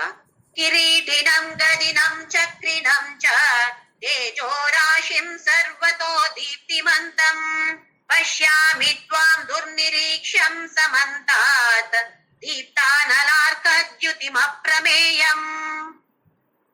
ಕಿರೀಟಿನ ಕಿರೀಟಿನಂ ಗದಿನಂ ಚಕ್ರಿಣಂ ಚ. ಕಿರೀಟ ಹಾಕಿದವನು, ಗದೆ ಹಿಡ್ಕೊಂಡವನು, ಚಕ್ರ ಹಿಡ್ಕೊಂಡವನು, ಸುದರ್ಶನ ಚಕ್ರ ಹಿಡ್ಕೊಂಡವನು. ತೇಜೋರಾಶಿಂ ಸರ್ವತೋ ದೀಪ್ತಿಮಂತಂ, ತೇಜೋರಾಶಿಯಾಗಿ ಎಲ್ಲ ಕಡೆಯಿಂದ ಪ್ರಕಾಶಮಯವಾದ ತೇಜ ಪುಂಜಗಳು ಪ್ರಜ್ವಲಿಸುವ ಆ ತರದ ಒಂದು ಶಕ್ತಿಯನ್ನ ಕೃಷ್ಣನಲ್ಲಿ ಅರ್ಜುನ ಕಾಣ್ತಿದ್ದಾನೆ. ಅಂದ್ರೆ ಬೇರೆ ಬೇರೆ ಕಿರೀಟಗಳನ್ನ ಬೇರೆ ಬೇರೆ ರಾಜರು ಹಾಕೊಂಡಿದ್ರು. ಅವನು ಎಲ್ಲಿದ್ದ? ರಣರಂಗದಲ್ಲಿದ್ದ. ಬೇರೆ ಬೇರೆ ಅವರು ರಾಜರು ಸುಮಾರು ಜನ ಇದ್ರಲ್ವೇ, ಅದರಲ್ಲಿ ಎಲ್ಲರೂ ಕಿರೀಟ ಧರಿಸಿಕೊಂಡಿದ್ದಾರೆ. ಮೊದಲು ಅವನಿಗೆ ಇದು ಈ ರಾಜನ ಕಿರೀಟ, ಈ ರಾಜನ ಕಿರೀಟ ಹೀಗೆ, ಈ ರಾಜನ ಕಿರೀಟ ಹೀಗೆ ಅಂತ ತೋರ್ತಾ ಇತ್ತು. ಈಗ ಏನಂತ ಅನಿಸ್ತಾ ಇದೆ ಅವನಿಗೆ? ಇದೆಲ್ಲವೂ ಕೂಡ ಆ ಭಗವಂತನ ಕಿರೀಟವೇ. ಹಾಗಾಗಿ ಅದೆಲ್ಲವೂ ಸೇರಿ ದೊಡ್ಡದಾಗಿ ಕೃಷ್ಣ ಒಂದು ಕಿರೀಟ ಧರಿಸಿಕೊಂಡಾಗೆ ಅರ್ಜುನನಿಗೆ ಕಾಣಿಸ್ತಾ ಇದ್ದಾನೆ. ಮತ್ತೆ ನೋಡಿ, ಪ್ರಪಂಚ ಬದಲಾಗಿಲ್ಲ, ಅದೇ ರಾಜರುಗಳಿದ್ದಾರೆ ಅಲ್ಲಿ. ಕಿರೀಟವು ಏನು ಬದಲಾಗಿಲ್ಲ. ಮೊದಲು ಆ ರಾಜನ ಕಿರೀಟ, ಈ ರಾಜನ ಕಿರೀಟ ಅಂತ ಅನ್ನಿಸ್ತಾ ಇತ್ತು. ಈಗ ಓಹೋ, ಎಲ್ಲ ಒಟ್ಟು ಸೇರಿ ಒಂದು ಕಿರೀಟವನ್ನ ಧರಿಸಿರುವಂತಹ ವಿಶ್ವೇಶ್ವರ ರೂಪನಾದ ಭಗವಂತ ಅಂತ ಹೇಳುವ ಭಾವನೆ ಈಗ ಅರ್ಜುನನಲ್ಲಿ ಬರ್ತಾ ಇದೆ. ಹಾಗೂ ಇರ್ಬೋದು, ಇಲ್ಲ, ಗದೆ ಚಕ್ರ ಎಲ್ಲವನ್ನು ಇಟ್ಟು ಧರಿಸಿಕೊಂಡಿರುವಂತಹ ಆ ಕೃಷ್ಣ ಪರಮಾತ್ಮ ಶ್ರೀಮನ್ ನಾರಾಯಣನು ಇದರ ಒಳಗಡೆಯೇ ಕಾಣಿಸ್ತಾ ಇದ್ದಾನೆ. ಕೃಷ್ಣ, ನಿನ್ನ ಈ ದೇಹದಲ್ಲಿ, ನಿನ್ನ ಈ ಭೌತಿಕ ದೇಹದಲ್ಲಿ ನಾನು ಆ ಶ್ರೀಮನ್ ನಾರಾಯಣನನ್ನು ಕೂಡ ಕಾಣ್ತಾ ಇದ್ದೇನೆ. ಹಾಗೂ ಇರ್ಬೋದು. ಪಶ್ಯಾಮಿ ತ್ವಾಂ ದುರ್ನಿರೀಕ್ಷಂ ಸಮಂತಾತ್. ದುರ್ನಿರೀಕ್ಷ, ನೋಡ್ಲಿಕ್ಕೆ ಸಾಧ್ಯವೇ ಇಲ್ಲ. ಮಧ್ಯಾಹ್ನ 12 ಗಂಟೆಗೆ ಒಳ್ಳೆ ಬೇಸಿಗೆ ಕಾಲದಲ್ಲಿ ಹೊರಗಡೆ ನಡ್ಕೊಂಡು ಹೋಗ್ತಾ ಇದ್ರೆ ಆ ಸೂರ್ಯನನ್ನ ನೋಡ್ಲಿಕ್ಕೆ ಆಗತ್ತೆ ನಮ್ಗೆ. ಕಣ್ಣು ಹೀಗಾಗಿ ಹೋಗುತ್ತೆ, ಕಣ್ಣಲ್ಲಿ ದಳದಳ ಅಂತ ನೀರ್ ಬರಕ್ ಶುರು ಆಗುತ್ತೆ. ಯಾಕೆ? ನೋಡ್ಲಿಕ್ಕೆ ಸಾಧ್ಯ ಇಲ್ಲ. ಆ ತರದ ಒಂದು ತೇಜೋ ರಾಶಿ ಇರತ್ತೆ ಬಿಸಿಲು. ಅದೇ ತರದ ಒಂದು ತೇಜೋ ರಾಶಿ ಇಲ್ಲಿ ಇರುವಾಗ ಏನ್ ಹೇಳ್ತಾನೆ? ತ್ವಾಂ ದುರ್ನಿರೀಕ್ಷಂ ಸಮಂತ. ಸಮಂತ ಅಂತ ಹೇಳಿದ್ರೆ ಎಲ್ಲ ಕಡೆಯಿಂದ, ಎಲ್ಲ ದಿಕ್ಕುಗಳಿಂದ ಈ ತರದ ಒಂದು ಪ್ರಜ್ವಲಿಸುವ ಬೆಂಕಿ ತರ ಕಾಣಿಸ್ತಾ ಇದೆ, ಅಗ್ನಿ ತರ ಕಾಣಿಸ್ತಾ ಇದೆ. ಅಪ್ಪ, ನೋಡ್ಲಿಕ್ಕೆ ಸಾಧ್ಯವೇ ಇಲ್ಲ. ದುರ್ನಿರೀಕ್ಷ್ಯ, ನೋಡ್ಲಿಕ್ಕೆ ಅಸಾಧ್ಯವಾದಂತಹ ತೇಜೋ ರಾಶಿ ಇದೆ. ದೀಪ್ತ ನಲಾರ್ಕ ದ್ಯುತಿಮಪ್ರಮೇಯಂ. ದೀಪ್ತ ಅಂತ ಹೇಳಿದ್ರೆ ಪ್ರಜ್ವಲಿಸುವಂತಹ. ಅನಲ, ಅನಲ ಅಂತ ಹೇಳಿದ್ರೆ ಅಗ್ನಿ. ಅನಿಲ ಅಂತ ಹೇಳಿದ್ರೆ ವಾಯು ಅಥವಾ ಗ್ಯಾಸ್ ಅಂತ ಹೇಳ್ತೀವಿ. ಅನಲ ಅಂತ ಹೇಳಿದ್ರೆ ಬೆಂಕಿ ಅಥವಾ ಅಗ್ನಿ. ಅರ್ಕ, ಅರ್ಕ ಅಂತ ಹೇಳಿದ್ರೆ ಸೂರ್ಯ. ಸೂರ್ಯ, ಬೆಂಕಿ ಎಲ್ಲವನ್ನು ಸೇರಿಸಿ ಜೊತೆಯಾಗಿದ್ರೆ ಯಾವ ತರದ ಒಂದು ತೇಜಸ್ಸಿರತ್ತೋ, ತೇಜೋ ರಾಶಿ ಇರತ್ತೋ, ಆ ತರದ ತೇಜೋ ರಾಶಿ ಅಪ್ರಮೇಯ. ಇದು ಒಂದು ತುಲನೆ ಮಾಡ್ಲಿಕ್ಕೆ ಸಾಧ್ಯ ಇಲ್ಲ, ಹೇಳಲಿಕ್ಕೆ, ವರ್ಣನೆ ಮಾಡ್ಲಿಕ್ಕೆ ಸಾಧ್ಯ ಇಲ್ಲ. ಆ ತರದ ಒಂದು ತೇಜಸ್ಸಲ್ಲಿ ಕಾಣ್ತಾ ಇದೆ ಕೃಷ್ಣ. ನನ್ನ ಕಣ್ಣಿಗೆ ನೋಡ್ಲಿಕ್ಕೆ ಅಸಾಧ್ಯವಾಗ್ತಾ ಇದೆ. ಮುಂದಿನ ಶ್ಲೋಕ, 18ನೇ ಶ್ಲೋಕ. ತ್ವಮಕ್ಷರಂ ಪರಮಂ ವೇದಿತವ್ಯಂ ತ್ವಮಸ್ಯ ವಿಶ್ವಸ್ಯ ಪರಂ ನಿಧಾನಂ ತ್ವಮವ್ಯಯಃ ಶಾಶ್ವತ ಧರ್ಮ ಗೋಪ್ತ ಸನಾತನಸ್ತ್ವಂ ಪುರುಷೋ ಮತೋ ಮೇ. ಪರಮಾತ್ಮ ಅಂತ ಹೇಳುವವನು ಒಂದು ವಸ್ತು ಅಲ್ಲ, ಅದು ನಿರ್ಗುಣ ಇರ್ಬೋದು, ಸಗುಣ ಕೂಡ ಇರ್ಬೋದು. ನಿರ್ಗುಣ ಅಂತ ಹೇಳಿದ್ರೆ ಪರಬ್ರಹ್ಮ, ಅದೊಂದು ಶಕ್ತಿ ಅಂತ ಹೇಳ್ತೀವಿ ನಾವು. ಅದು ಲಿಂಗ ಭೇದ ಇಲ್ಲ, ಅವನೋ ಅವಳೋ ಅದೋ ಯಾವುದೋ ಇರ್ಬೋದು. ಹಾಗೆ ಸಗುಣ ಆದಾಗ ಕೃಷ್ಣ ಅಂತ ಹೇಳಿದ್ರೆ ಅವನು, ದೇವಿ ಅಂತ ಹೇಳಿದ್ರೆ ಅವಳು ಅಂತ ಹೇಳ್ತೀವಿ. ಹಾಗೆ ಒಂದು ಮರವನ್ನ ಪೂಜಿಸ್ತೇವೆ ನಾವು, ಹೌದು ಮರವೃಕ್ಷ, ಅದು ಅದಕ್ಕೆ ಅದು ಸ್ತ್ರೀಲಿಂಗವಲ್ಲ, ಪುಲ್ಲಿಂಗವಲ್ಲ, ನಪುಂಸಕಲಿಂಗ, ಅದು ಕೂಡ ಭಗವಂತ ಇರ್ಬೋದು. ಇದು ಸಗುಣ ಆರಾಧನೆ. ಈ ಒಂದು ಶ್ಲೋಕದಲ್ಲಿ ಅರ್ಜುನ ಎರಡು ಕೂಡ ಸಮಾನ ಅಂತ ಹೇಳ್ತಿದ್ದಾನೆ. ಅದು ನಿರ್ಗುಣ ತತ್ವವೇ ಇರ್ಬೋದು ಅಥವಾ ಸಗುಣ ಪರಮಾತ್ಮ ಇರ್ಬೋದು, ಬೇರೆ ಬೇರೆ ಅಲ್ಲ, ಎರಡು ಒಂದೇ ಅಂತ ಹೇಳ್ತಿದ್ದಾನೆ. ಹೇಗೆಂತ ಹೇಳಿದ್ರೆ ತ್ವಂ ಅಕ್ಷರಂ, ನಿನಗೆ ನಾಶವೇ ಇಲ್ಲದಂಥವನು ನೀನು. ಅಕ್ಷರ, ಅಕ್ಷರ ಅಂತ ಹೇಳಿದ್ರೆ ನಾಶವಾಗುವಂತವನು, ಅಕ್ಷರ ಅಂತ ಹೇಳಿದ್ರೆ ನಾಶವೇ ಇಲ್ಲ. ನೀನು ನಾಶವೇ ಇಲ್ಲದಂತಹ ಅವಿನಾಶಿ ನೀನು. ಪರಮಂ ವೇದಿತವ್ಯಂ, ಎಲ್ರೂ ತಿಳಿದುಕೊಳ್ಳಲೇಬೇಕಾದಂತಹ ತತ್ವ ನೀನು, ಆ ಪರಬ್ರಹ್ಮ ತತ್ವ ನೀನು. ತ್ವಮಸ್ಯ ವಿಶ್ವಸ್ಯ ಪರಂ ನಿಧಾನಂ, ನಿನ್ನನ್ನೇ ಆಧರಿಸಿಕೊಂಡಿದೆ ಇಡೀ ವಿಶ್ವ. ಇಲ್ಲಿ ನಿಧಾನ ಅಂತ ಹೇಳಿದ್ರೆ ಸ್ಲೋ ಅಂತ ಅಲ್ಲ. ನಿಧಾನ ಅಂತ ಹೇಳಿದ್ರೆ ಒಂದು ಅರ್ಥ ಸ್ಲೋ ಕೂಡ ಇದೆಲ್ಲ, ಅಂದ್ರೆ ಸ್ಪೀಡ್ ಅಲ್ಲಿ ಸ್ಲೋ ಅಂತ ಹೇಳ್ತೀವಲ್ಲ ಅದಲ್ಲ. ಇಲ್ಲಿ ನಿಧಾನ ಅಂತ ಹೇಳಿದ್ರೆ ಆಶ್ರಯದಾತ. ಎಲ್ಲರೂ ನಿನ್ನಲ್ಲೇ ಇದ್ದಾರೆ, ನೀನೇ ತಾನೇ ಆಶ್ರಯದಾತ ಎಲ್ಲರಿಗೂ. ನಿನ್ನನ್ನು ಆಶ್ರಯಿಸಿಕೊಂಡು ಇಡೀ ಜಗತ್ತು ಇದೆ, ಪ್ರಪಂಚವೆಲ್ಲ ನಿನ್ನನ್ನು ಆಧರಿಸಿಕೊಂಡಿದೆ. ಅದು ಪರಂ ನಿಧಾನಂ. ಈ ಎರಡು ಗೆರೆಯಲ್ಲಿ ಈ ಪರಮಾತ್ಮನನ್ನ ಪರಬ್ರಹ್ಮ ಅಂತ ಹೇಳಿದ ಅರ್ಜುನ. ಅಂದ್ರೆ ನಿರ್ಗುಣ ತತ್ವವನ್ನ ಹೇಳ್ತಿದ್ದಾನೆ. ಪರಮಂ ವೇದಿತವ್ಯಂ, ತಿಳಿದುಕೊಳ್ಳಲೇಬೇಕಾದಂತಹ ತತ್ವ ನೀನು. ಹೇಗೆ ತಿಳಿದುಕೊಳ್ಳೋದು? ಶ್ರವಣ ಮನನ ನಿಧಿಧ್ಯಾಸನ. ಶ್ರವಣ ಅಂತ ಹೇಳಿದ್ರೆ ಕೇಳುವಂಥದ್ದು, ಸತ್ಸಂಗದಲ್ಲಿ ಈ ಅಧ್ಯಾತ್ಮದ ಬಗ್ಗೆ, ಪರಬ್ರಹ್ಮನ ಬಗ್ಗೆ ತಿಳಿದುಕೊಳ್ಳುವಂಥದ್ದು ಶ್ರವಣ. ಮನನ, ಮತ್ತೆ ಮತ್ತೆ ಜ್ಞಾಪಕಕ್ಕೆ ತಂದುಕೊಂಡು, ಹೌದು ಇದು ಹೀಗೆ ಹೇಳಿದ್ದಾರೆ ಅಲ್ವಾ, ಓಹೋ ನನಗೆ ಈ ತರದ ಅನುಭವ ಆಯ್ತು ಅಂತ ಹೇಳಿದು ಒಂದು ಮನನ ಮಾಡಿಕೊಳ್ಳುವಂಥದ್ದು. ನಿಧಿಧ್ಯಾಸನ ಅಂತ ಹೇಳಿದ್ರೆ ಅದನ್ನ ರಕ್ತಗತವಾಗಿ ಮಾಡಿಕೊಳ್ಳುವಂಥದ್ದು. ಹೇಗೆ? ಜೀವನಲ್ಲಿ ಅದನ್ನ ಅಳವಡಿಸಿಕೊಂಡು ಅಭ್ಯಾಸ ಅಭ್ಯಾಸ ಅಭ್ಯಾಸ ಮಾಡ್ತಾ ಮಾಡ್ತಾ ಮಾಡ್ತಾ ನಮಗೆ ಅದು ಕರಗತವಾಗಬೇಕು, ರಕ್ತಗತವಾಗಬೇಕು. ಕೆಲವು ಕಾರ್ ಬಿಡುವ ಡ್ರೈವರ್ಗಳನ್ನ ನೋಡಿ, ಗೇರ್ ಇದ್ದು ಅಭ್ಯಾಸ ಆಗಿರ್ತದೆ ಅವರಿಗೆ. ಈಗ ಅವರಿಗೆ ಗೇರ್ಲೆಸ್ ಕಾರ್ ಕೊಡಿ, ಆಟೋಮ್ಯಾಟಿಕ್ ಕಾರ್ ಕೊಡಿ, ಏನಾಗತ್ತೆ?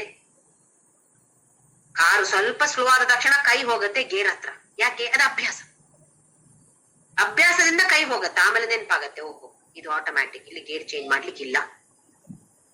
ಯಾಕೆಂದ್ರೆ ಅದು ರಕ್ತಗತವಾಗಿದೆ, ಅದನ್ನ ಈಗ ಬದಲಾಯಿಸಬೇಕಾಗಿದೆ. ಹಾಗೆ ನಮಗೆ ಇಲ್ಲಿ ಏನು ರಕ್ತಗತವಾಗಿದೆ? ಎಲ್ಲ ತರದ ವಾಸನೆಗಳು ನಮ್ಮಲ್ಲಿ ತುಂಬಿಕೊಂಡು ದೊಡ್ಡ ಮಾಲ್ ಇದೆ ಇಲ್ಲಿ.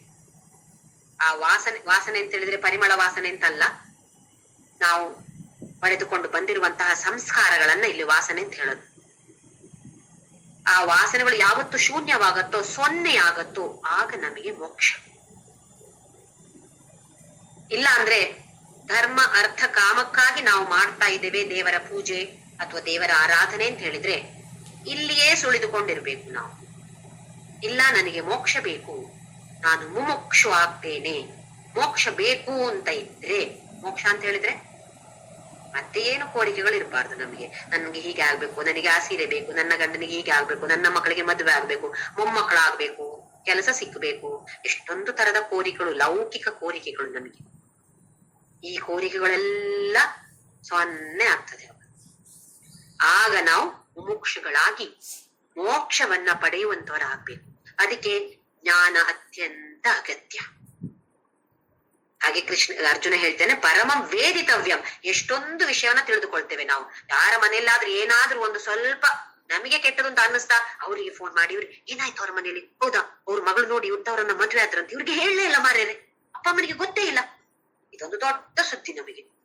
ಅದು ನಮಗೆ ದೊಡ್ಡ ಸುದ್ದಿ ಆಗಿ ಬೇರೆಯವರಿಗೂ ದೊಡ್ಡ ಸುದ್ದಿ ಆಗ್ಬೇಕು. ಅವ್ರದನ್ನ ತುಸ್ಸಂತ ಸಣ್ಣ ಮಾಡಿದ್ರೋ ಅವರ ಮೇಲೆ ಸಿಟ್ಟು ನಮ್ಗೆ. ಇಂತಹ ನಮ್ಮ ಅಭ್ಯಾಸಗಳನ್ನೆಲ್ಲ ನಾವು ಕಡಿಮೆ ಮಾಡ್ತಾ ಬರ್ಬೇಕು. ಹೇಳ್ಬೇಕು, ಯಾವುದನ್ನ ಹೇಳ್ಬೇಕು? ಒಳ್ಳೆಯದನ್ನ ಹೇಳ್ಬೇಕು. 10 ಜನರಿಗೆ ಒಳ್ಳೆಯದನ್ನ ತಿಳಿದು ಹೇಳಿಕೊಂಡು ಕೊಡುವಂತವ್ರಾಗ್ಬೇಕು ನಾವು. ನಮ್ಮಿಂದಾಗಿ ಪ್ರಪಂಚಕ್ಕೆ ಒಳ್ಳೆಯದಾಗ್ಬೇಕಷ್ಟೇ ಹೊರತು ಅದರಿಂದ ಕೆಟ್ಟ ವಾತಾವರಣ ನಾವು ಸೃಷ್ಟಿ ಮಾಡ್ಲಿಕ್ಕೆ ನಾವು ಕಾರಣ. ಹಾಗಾಗಿ ಶ್ರವಣ ಮನನ ನಿಧಿಧ್ಯಾಸನ, ಇದು 3 ಕೂಡ ನಮ್ಗೆ ತುಂಬಾ ತುಂಬಾ ಮುಖ್ಯ. ಕೇಳುವಂತಹದ್ದು ಗೊತ್ತಿರುವ ವಿಷಯವೇ ಇರ್ಬೋದು, ಮತ್ತೆ ಮತ್ತೆ ಕೇಳಿದ್ರೆ ಏನು ತಪ್ಪಿಲ್ಲ. ಮತ್ತೆ ಮತ್ತೆ ಕೇಳಿದ್ರೆ ಒಳ್ಳೆ ಇಲ್ಲಿ ಸಿಮೆಂಟ್ ಆಗಿ ಕೂರ್ಸಿದಾಗೆ ಕೂರ್ತದೆ. ಮತ್ತೆ ಮತ್ತೆ ಅದರ ಸ್ಮರಣೆ ಮಾಡ್ತಾ ಇರ್ಬೇಕು. ಹೌದು ಅಯ್ಯ ಆಗ್ಬೇಕು, ಹೀಗಿದ್ದೆ ಹೀಗಿದೆ, ಪರಮಾತ್ಮ ಅಂತ ಹೇಳಿದ್ರೆ ಹೀಗೆ. ಮತ್ತೆ ನಮ್ಮ ಜೀವನದಲ್ಲಿ ಅಳವಡಿಸಿಕೊಂಡಾಗ ಆ ಪರಬ್ರಹ್ಮನ ಕಡೆಗೆ ನಾವು ಹೋಗ್ತಾ ಇರ್ತೇವೆ. ಈಗ ಎಲ್ಲಿಗೆ ಹೋಗ್ತಾ ಇದ್ದೇವೆ ನಾವು? ನಮ್ಮ ಕೋರಿಕೆಗಳು ಪೂಜೆ 108 ಪ್ರದಕ್ಷಿಣೆ, ತಿರುಪತಿಗೆ ಮೆಟ್ಲು ಹತ್ತಿ ಹೋದೆ ಮಾರ್ಯಾರೆ ನಾವು. ಯಾಕೆ? ಎಲ್ಲ ಮೊನ್ನೆ ಅದು ಹರಕೆ ಹೇಳಿದ್ದೆ, ನನ್ನ ಮಗನಿಗೆ ಹೀಗೆ ಮಗ ಆದ್ರೆ ನಾನು ಹತ್ತಿ ಹೋಗ್ತೇನೆ ಅಂತ ಹೇಳಿದ್ದೆ. ಅಲ್ಲಿ ವೆಂಕಟೇಶ್ವರನ ಮೇಲೆ ಪ್ರೀತಿ ಇದೆಯಾ ನಮ್ಗೆ?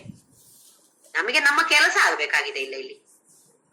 ಸರಿ, ಇಷ್ಟರವರೆಗೆ ಹೀಗೆ ಮಾಡಿದೆವು, ಇನ್ನು ಮುಂದೆ ಕೂಡ ಸ್ವಲ್ಪ ಸ್ವಲ್ಪ ಕಡಿಮೆ ಮಾಡಿಕೊಂಡು ಹೋಗೋಣ. ಮಾಡಬಾರ್ದು ಅಂತಲ್ಲ, ಕಡಿಮೆ ಮಾಡಿಕೊಂಡು ಹೋದ್ರೆ ನಮಗೆ ಮೋಕ್ಷಕ್ಕೆ ದಾರಿ ಖಂಡಿತವಾಗಿಯೂ ಸಿಗತ್ತೆ. ಇದನ್ನ ಅರ್ಜುನ ಇಲ್ಲಿ ಹೇಳ್ತಾ ಇರೋದು. 2 ಲೈನಲ್ಲಿ ಹೀಗೆ ಹೇಳ್ತಾ, ಆಮೇಲೆ ಮೂರನೆಯ ಗೆರೆಯಲ್ಲಿ ತ್ವಂ ಅವ್ಯಯ ಶಾಶ್ವತ ಧರ್ಮಗೋಪ್ತ, ಮತ್ತೆ ನೀನು ಅವ್ಯಯನಾದವನು, ಹಾಗೆಯೇ ಧರ್ಮ ಸಂರಕ್ಷಕ ನೀನು. ಎಲ್ಲಿ ಧರ್ಮ ಸಂರಕ್ಷಕ? ಪ್ರಪಂಚದಲ್ಲಿ. ಮತ್ತೆ ಅಲ್ಲಿ ಸಗುಣ ಆರಾಧನೆ ಬಂತು. ಮನುಷ್ಯರೆಲ್ಲರನ್ನ ನೀನೇ ತಾನೇ ನೋಡಿಕೊಳ್ಳುವಂಥವನು, ಕೇರ್ ಟೇಕರ್ ನೀನೇ, ಸನಾತನ ನೀನು. ಇವತ್ತು ನಿನ್ನೆ ಹುಟ್ಟಿದ್ದು, ನೀನು ಯಾವತ್ತಿನಿಂದಲೋ ಇದೆಯಾ, ಸನಾತನ ನೀನು. ಪುರುಷೋ ಮಥೋಮೆ, ನೀನು ಸನಾತನ ಪುರುಷ, ನಮ್ಮೆಲ್ಲರನ್ನು ಕಾಯ್ದುಕೊಳ್ಳುವಂತಹ ಸನಾತನ ಪುರುಷ ನೀನು ಅಂತ ಹೇಳೋದು. ಅಂದ್ರೆ ಇಲ್ಲಿ ಒಂದು ವ್ಯಕ್ತಿಯ ತರ ಸಗುಣ ಆರಾಧನೆಯನ್ನ ಅರ್ಜುನ ಹೇಳ್ತಾನೆ. ಹಾಗೆ ಈ ಒಂದು ಶ್ಲೋಕದಲ್ಲಿ ನಿರ್ಗುಣ ತತ್ವವೂ ಇದೆ, ಸಗುಣ ತತ್ವವನ್ನು ಕೂಡ ಅರ್ಜುನ ಎತ್ತಿ ಹಿಡಿದಿದ್ದಾನೆ. ಹಾಗಾಗಿ ಯಾರಾದ್ರೂ ಕೂಡ ನಾವು ಆ ದೇವರನ್ನು ಉಪಾಸನೆ ಮಾಡ್ತೇವೆ, ಈ ದೇವರನ್ನು ಉಪಾಸನೆ ಮಾಡ್ತೇವೆ ಅಂತ ಹೇಳಿದಾಗ ಕೆಲವರು ಬಂದು ಹೇಳ್ತಾರೆ, ಅದೆಲ್ಲ ಬಿಟ್ಟು ಬಿಡಿ, ಏನಿಲ್ಲ, ಸುಮ್ನೆ ಧ್ಯಾನ ಮಾಡಿ, ಅದೇ ಬೇಕಾಗಿರೋದು ಹೇಳಿದ್ರೆ ತಕ್ಷಣ ಹೌದಲ್ಲ ಅಂತ ಹೇಳಿದ್ರೆ ಬಹುಶಃ ಧ್ಯಾನ ಮಾಡ್ಲಿಕ್ಕೆ ಸಾಧ್ಯ ಇಲ್ಲ. ಸಗುಣ ಆರಾಧನೆಯನ್ನ ಮಾಡ್ತಾ ಮಾಡ್ತಾ ಮಾಡ್ತಾ ಮುಂದಕ್ಕೆ ಹೋಗಿ, ಸಗುಣ ಆರಾಧನೆ ಇರ್ಲಿ, ಏನು ತಪ್ಪಿಲ್ಲ, ಅದರಲ್ಲೇ ಮುಂದಕ್ಕೆ ನಾವು ಹೋಗುವಂತವರಾಗಬಹುದು. ಇದೇ ಬೇಕು ಅದೇ ಬೇಕು ಅಂತಲ್ಲ, ಜ್ಞಾನವನ್ನ ಮಾತ್ರ ತೆಗೆದುಕೊಳ್ಬೇಕು. ಒಳ್ಳೇದು ಎಲ್ಲಿದೆಯೋ ಅದನ್ನ ತಗೊಂಡು, ಎಲ್ಲಿ ಕೆಟ್ಟದು ಕಾಣಿಸತ್ತೋ ಅದನ್ನ ಅಲ್ಲಿಗೆ ಬಿಟ್ಟು ಅದರ ಬಗ್ಗೆ ಆಲೋಚನೆ ಮಾಡದೆ, ಅದರ ಬಗ್ಗೆ 100 ಜನರಿಗೆ ಹೇಳದೆ ಅಲ್ಲಿ ಅದನ್ನ ಬಿಟ್ಟು ಬಿಡುವಂತಹ ಪ್ರಯತ್ನವನ್ನ ನಾವೆಲ್ಲರೂ ಮಾಡೋಣ. ಮುಂದಿನ ಶ್ಲೋಕ 19ನೇ ಶ್ಲೋಕ. ಅನಾದಿ ಮಧ್ಯಾಂತಮನಂತ ವೀರ್ಯಂ ಅನಂತ ಬಾಹುಂ ಶಶಿ ಸೂರ್ಯ ನೇತ್ರಂ ಪಶ್ಯಾಮಿ ತ್ವಾಂ ದೀಪ್ತ ಹುತಾಶ ವಕ್ರಂ ಸ್ವತೇಜಸಾ ವಿಶ್ವಮಿದಂ ತಪಂತಂ. ಮತ್ತೆ ಅದೇ ಬರ್ತಾ ಇದೆ. ಅನಾದಿ ಮಧ್ಯಾಂತಮನಂತ ವೀರ್ಯಂ, ಅನಾದಿ ಆದಿ ಇಲ್ಲದವನು, ಅಂತ ಇಲ್ಲದವನು, ಮಧ್ಯ ಇಲ್ಲದವನು, ಎಲ್ಲ ಯಾವುದು ಇಲ್ಲದವನು. ಯಾಕೆ ಮತ್ತೆ ಹೇಳ್ತಾನೆ ಅರ್ಜುನ? ನಮಗೆ ಕೆಲವೊಂದ್ಸಲ ನಂಬಲಿಕ್ಕೆ ಆಗದೆ ಇರುವಂತದನ್ನ ಏನ್ ಮಾಡ್ತೀವಿ, ಮತ್ತೆ ಹೇಳ್ತಾ ಇರ್ತೀವಿ ಅಲ್ವಾ? ನಮ್ಮ ಮನಸ್ಸಿಗೆ ಕೂಡ ಅರ್ಥ ಆಗ್ಬೇಕು, ಇಲ್ಲ ಇದು ಹೀಗಿಲ್ಲ, ನಾನು ಹೀಗೆ ಅನ್ಕೊಂಡಿದ್ದೆ, ಇದು ಹೀಗಿಲ್ಲ ಅಂತ ಹೇಳ್ತಾ ಇರ್ತೀವಲ್ಲ, ನಮ್ಮ ಮನಸ್ಸಿಗೆ ಅಲ್ಲಿ ಗಟ್ಟಿ ಕೂತ್ಕೊಳಿಸೋದು ಅದನ್ನ. ಹಾಗಿಲ್ಲ, ಅರ್ಜುನ ಹೇಳ್ತಿದ್ದಾನೆ, ಮತ್ತೆ ನೀನು ಆದಿ ಅಂತ ಮಧ್ಯ ಇಲ್ಲದವನು, ಅನಂತ ವೀರ್ಯ, ನಿನ್ನ ಶಕ್ತಿ ಪರಾಕ್ರಮಕ್ಕೆ ಅಂತ ಇದೆಯೇ? ಇಲ್ಲ. ಅನಂತ ಬಾಹು, ಈಗ ಒಂದ್ಸಲ ನೋಡಿ ಆಯ್ತು, ಅನಂತ ಬಾಹು ಅಂತ, ಅನೇಕ ಬಾಹು ಅಂತ ಹೇಳಿ ಆಯ್ತು. ಮತ್ತೆ ಅನಂತ ಬಾಹು ಶಶಿ ಸೂರ್ಯ ನೇತ್ರ, ಸೂರ್ಯ ಚಂದ್ರರೇ ನಿನ್ನ ಕಣ್ಣುಗಳು. ನಮ್ಮ ಭೌತಿಕ ಕಣ್ಣುಗಳಿಗೆ ಆರಾಧ್ಯ ದೇವರು ಯಾರು ಅಂತ ಹೇಳಿದ್ರೆ, ಅಥವಾ ಅಧಿಷ್ಠಾನ ದೇವರು ಅಂತ ಹೇಳ್ತಾರೆ ಸೂರ್ಯ. ಯಾರಿಗಾದ್ರೂ ಕಣ್ಣಿನ ದೃಷ್ಟಿ ತೊಂದರೆ ಇದ್ರೆ ಆದಿತ್ಯ ಹೃದಯವನ್ನ ಪಠಣೆ ಮಾಡಿ ಅಂತ ಹೇಳ್ತಾರೆ. ಯಾರೋ ಒಬ್ರಿಗೆ ಪ್ರದೇಶಕ್ಕೆ ಹೋಗಿದ್ದಾಗ ತಾಯಿ ಊರಲ್ಲಿದ್ರಂತೆ, ವಯಸ್ಸಾದ ತಾಯಿ ಊರಲ್ಲಿದ್ರು, ತುಂಬಾ ಸಡನ್ ಆಗಿ ಕಣ್ಣೇನೋ ಮಂಜಾಗ್ಬಿಡ್ತು.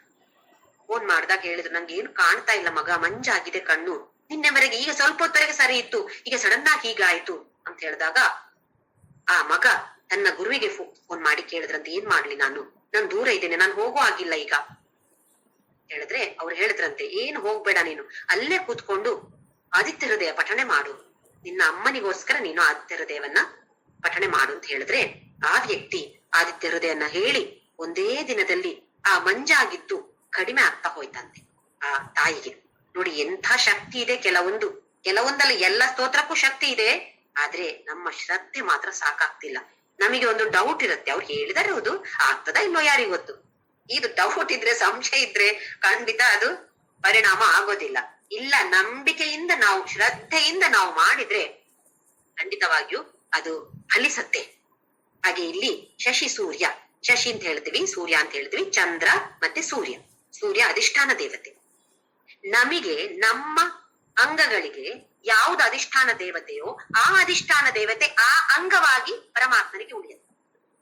ಮತ್ತೆ ಹೇಳ್ತೀನಿ, ನಮ್ಮ ಕಣ್ಣಿಗೆ ಅಧಿಷ್ಠಾನ ದೇವತೆ ಸೂರ್ಯ, ಅದೇ ಸೂರ್ಯ ಆ ಪರಮಾತ್ಮನಿಗೆ ಕಣ್ಣು. ಅರ್ಥ ಆಗ್ತಾ ಇದೆ ಅಂತ ಅನ್ಕೋತಾ ಇದ್ದೀನಿ. ಯಾವ ಅಧಿಷ್ಠಾನ ದೇವತೆ ನಮ್ಮ ಅಂಗಕ್ಕೆ ಇರತ್ತೋ ಆ ಅಂಗವಾಗಿ ಪರಮಾತ್ಮನಲ್ಲಿ ಇರ್ತಾನೆ ಆ ಅಧಿಷ್ಠಾನ ದೇವತೆ.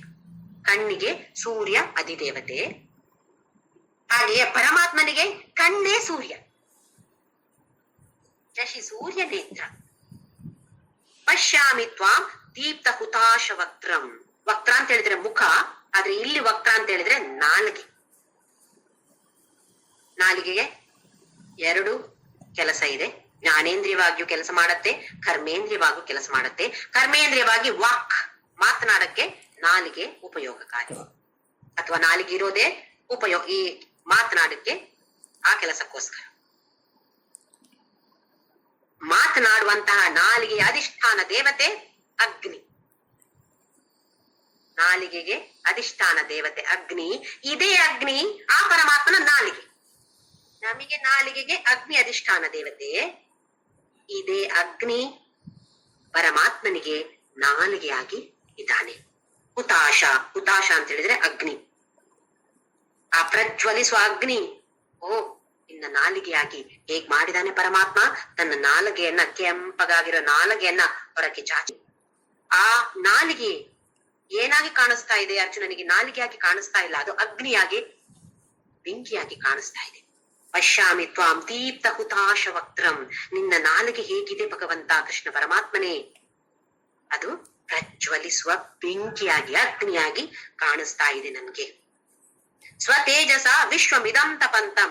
ತನ್ನದೇ ತೇಜಸ್ಸಿನಿಂದ ಇಡೀ ವಿಶ್ವಕ್ಕೆ ನೀನು ತಾಪವನ್ನ ಕೊಡ್ತಾ ಇದ್ದಿ. ನಾವು ಹೇಳ್ತೇವೆ ಸೂರ್ಯ, ಸೂರ್ಯನಿಂದಾಗಿ ನಮಗೆ ತಾಪ ಸಿಗತ್ತೆ. ಯಾರು ಈ ಸೂರ್ಯ? ಪರಮಾತ್ಮನ ಕಣ್ಣು ಇದು ಸೂರ್ಯ. ಈ ಒಂದು ಅಂಗದಿಂದ ಅವನು ನಮ್ಮ ಎಲ್ಲ ಇಡೀ ಪ್ರಪಂಚಕ್ಕೆ ತನ್ನ ತಾಪವನ್ನ ಕೊಡ್ತಿದ್ದಾನೆ. ಸ್ವತೇಜಸ ವಿಶ್ವಂ ಇದಂ ತಪಂತಂ. ಇಡೀ ವಿಶ್ವಕ್ಕೆ ಬೇಕಾದ ತಪಸ್ಸಲ್ಲ, ತಾಪವನ್ನು ನಿನ್ನ ಸ್ವ ತೇಜಸ್ಸಿಂದ ನೀನು ಕೊಡ್ತಾ ಇದ್ದೀ ಹೇ ಕೃಷ್ಣ ಪರಮಾತ್ಮ. ಮೊದಲನೆಯದಾಗಿ ನೋಡಿದಾಗ ಅಪ್ಪ ಅದ್ಭುತವಾಗಿದೆ ಅಂತ ಅನ್ನಿಸ್ತಾ ಇದೆ. ಈಗ ಅದ್ಭುತವನ್ನ ನೋಡ್ತಾ ಇದ್ದಾನೆ. ಏನು ನೋಡ್ತಿದ್ದಾನೆ? ಕೃಷ್ಣನ ನಾಲಿಗೆಯ ಮೇಲೆ ದೃಷ್ಟಿ ಹೋಗ್ತಾ ಇದೆ. ಏನಿದೆ ಅಲ್ಲಿ? ಬೆಂಕಿ ಕಾಣಿಸ್ತಾ ಇದೆ, ಉರಿಯುವ ಬೆಂಕಿ ಕಾಣಿಸ್ತಾ ಇದೆ. ಇದು ಕಂಡಾಗ ಭಯ ಶುರುವಾಗೋಯ್ತು. ನಮಗೂ ಅಷ್ಟೇ ತಾನೆ, ಮೊದ್ಲಲ್ಲಿ ಅಪ್ಪ ಅದ್ಭುತ ಅಂತ ಅನ್ಸತ್ತೆ, ಆಮೇಲೆ ಸ್ವಲ್ಪ ಸ್ವಲ್ಪವಾಗಿ ಅದರ ಮೇಲೆ ದೃಷ್ಟಿ ಹೋದಾಗ ಭಯ ಶುರುವಾಗತ್ತೆ. ಭಯ ಆದ್ಮೇಲೆ ಏನು ಬರುತ್ತೆ? ಭಕ್ತಿ ಬರುತ್ತೆ ನಮ್ಗೆ. ಯಾಕೆ? ಭಯ ಇದೆ, ಹಾಗಾಗಿ ಅಪ್ಪ ಏನಾದ್ರೂ ಸ್ವಲ್ಪ ರಾಮ ರಾಮ ಹೇಳುವ, ಸ್ವಲ್ಪ ಭಯ ಆದ್ರೂ ಹೋಗ್ತದೇನೋ, ಕಷ್ಟ ಆದ್ರೂ ಸ್ವಲ್ಪ ದೂರ ಆಗ್ತದೇನೋ ಅಂತ ಅಲ್ವಾ? ಅದೇ ಅರ್ಜುನನಿಗೂ ಆಯ್ತು. ಶುರುವಲ್ಲಿ ಅದ್ಭುತ, ಆಮೇಲೆ ಸ್ವಲ್ಪ ಸ್ವಲ್ಪ ಭಯ ಶುರುವಾಯ್ತು, ಆಮೇಲೆ ಭಕ್ತಿ ಮೊದಲು ಇಲ್ಲ ಅಂತಲ್ಲ, ಇವಾಗ ಮತ್ತೆ ಬೇರೆ ಬೇರೆ ತರದಲ್ಲಿ ಅರ್ಜುನ ವರ್ಣನೆಯನ್ನ ಮಾಡ್ತಿದ್ದಾನೆ. ಮುಂದಿನ ಶ್ಲೋಕ 20ನೇ ಶ್ಲೋಕ. ದ್ಯಾವಾ ಪೃಥಿವ್ಯೋರಿದಮಂತರಂ ಹಿ ವ್ಯಾಪ್ತಂ ತ್ವಯೈಕೇನ ದಿಶಶ್ಚ ಸರ್ವಾಃ ದೃಷ್ಟ್ವಾದ್ಭುತಂ ರೂಪಮುಗ್ರಂ ತವೇದಂ ಲೋಕತ್ರಯಂ ಪ್ರವ್ಯಥಿತಂ ಮಹಾತ್ಮನ್. ಯಾವ ಅಂತ ಹೇಳಿದ್ರೆ ಸ್ವರ್ಗಲೋಕ. ಸ್ವರ್ಗಲೋಕ ಪೃಥ್ವಿ, ಸ್ವರ್ಗ ಮತ್ತೆ ಭೂಮಿ ಮಧ್ಯದಲ್ಲಿ ಇರುವಂತಹ ಆಕಾಶ. ನಮಗೆ ಆಕಾಶ ಅಂತ ಹೇಳಿದ ತಕ್ಷಣ ಏನಾಗೋದು? ನೀಲಿ ಆಕಾಶ ಅಂತ ಅನ್ಕೊಳ್ಳೋದು. ಆಕಾಶ ಅಂತ ಹೇಳಿದ್ರೆ ಸಂಸ್ಕೃತದಲ್ಲಿ ನೀಲಿ ಆಕಾಶವೂ ಇದೆ, ನಿಮ್ಮ ಮಧ್ಯದಲ್ಲಿ. ನನ್ನ ಮತ್ತೆ ಈಗ ನಾನಲ್ಲಿ ಕಂಪ್ಯೂಟರ್ ಇಟ್ಕೊಂಡಿದ್ದೇನೆ, ನನ್ನ ಮತ್ತೆ ಕಂಪ್ಯೂಟರ್ನ ಮಧ್ಯದಲ್ಲಿ ಗ್ಯಾಪ್ ಇದೆ, ಸುಮ್ನೆ ಇದೆ, ಖಾಲಿ ಜಾಗ ಇದೆ, ಇದೇ ಆಕಾಶ. ಹಾಗೆ ಸ್ವರ್ಗ ಮತ್ತೆ ಭೂಮಿಯ ಮಧ್ಯದಲ್ಲಿ ಯಾವ ಪೃಥಿವ್ಯೋ ರಿದಂ ಅಂತರಂ ಹಿ, ಈ ಎರಡು ಅಂತರದಲ್ಲಿ ಇದೆ ಅಲ್ಲ ಆಕಾಶ. ವ್ಯಾಪ್ತಂ ತ್ವಯೈಕೇನ ದಿಶಶ್ಚ ಸರ್ವಾಹ, ಇದು ಯಾರು? ಈ ಅಂತರದಲ್ಲಿ ಯಾರಿರುವಂತಹದ್ದು? ಕೃಷ್ಣ, ಅದು ಕೂಡ ನೀನೇ ಅಂತ ನನ್ಗೆ ಕಾಣಿಸ್ತಾ ಇದೆ. ನೀನೊಂದು ಭೌತಿಕವಾಗಿ ಒಂದು ದೇಹದಲ್ಲಿ ಮಾತ್ರ ಪರಿಮಿತಿ ಆಗಿಲ್ಲ, ಎಲ್ಲಾ ಕಡೆ ನೀನಿದ್ಯಾ. ಕಡೆಗೆ ಗಾಳಿಯಲ್ಲೂ ಅಂತರದಲ್ಲಿಯೂ ನೀನೇ ಇದ್ದೀಯಾ ಕೃಷ್ಣ. ಜಾಗವೇ ಇಲ್ಲ, ನೀನಿಲ್ಲದ ಜಾಗವೇ ಇಲ್ಲ ಎಲ್ಲ ಕಡೆಯಲ್ಲೂ. ವ್ಯಾಪ್ತಂ ತ್ವಯ ಏಕೇನ, ಇನ್ನೊಬ್ಬನಿಂದಲೇ ಇಡೀ ದಿಶಶ್ಚ ಸರ್ವ, ಎಲ್ಲ ದಿಕ್ಕುಗಳು ನಿನ್ನಿಂದಲೇ ತುಂಬಿ ಹೋಗಿದೆ ಕೃಷ್ಣ. ದೃಷ್ಟ್ವಾದ್ಭುತಂ ರೂಪಂ ಉಗ್ರಂ ತವೇದಂ. ಮೊದಲು ದೃಷ್ಟ್ವಾ ಅದ್ಭುತಂ, ಮೊದಲು ಅದ್ಭುತವಾಗಿತ್ತು, ಅದೇ ಪ್ರಪಂಚ ಸಾಮಾನ್ಯವಾಗಿತ್ತು ನನ್ಗೆ. ಆಮೇಲೆ ಈಗ ಅದ್ಭುತವಾಗಿ ಕಾಣಿಸ್ತಾ ಇದೆ, ರೂಪಂ ಉಗ್ರವಾಗಿ ಕಾಣಿಸ್ತಾ ಇದೆ. ಉಗ್ರ ಅಂತ ಹೇಳಿದ್ರೆ ಭಯಂಕರವಾಗಿ ಕಾಣಿಸ್ತಾ ಇದೆ. ಲೋಕತ್ರಯಂ ಪ್ರವ್ಯಥಿತಂ ಮಹಾತ್ಮನ್. ಇದು ನೋಡಿ ವ್ಯಥಿತ, ಅಬ್ಬೋ ಭಯ ಆಗ್ತಿದೆ ಕೃಷ್ಣ, ನೋಡ್ಬೇಕು ಅಂತ ಹೇಳಿದೆ, ಆದ್ರೆ ಈಗ ನೋಡಿದಾಗ ನಂಗೆ ನಿನ್ನ ಮಹಾತ್ಮ ನಿನ್ನ ನೋಡಿ ಲೋಕತ್ರಯಂ, ಯಾರು ನನ್ಗೆ ಮಾತ್ರವಾ, ಎಲ್ಲ 3 ಲೋಕದಲ್ಲಿ ಎಲ್ರಿಗೂ ಕೂಡ ಭಯ ಆಗ್ತಿದೆ ನೋಡಿ. ದ್ಯಾವ ಪೃಥಿವ್ಯೋ ಅಂತ ಹೇಳಿ ನಮ್ಗೆ ಆ ವಿಷ್ಣು ಸಹಸ್ರನಾಮದಲ್ಲಿ ಕೂಡ ಬರುತ್ತೆ, ಧ್ಯಾನ ಶ್ಲೋಕದಲ್ಲಿ.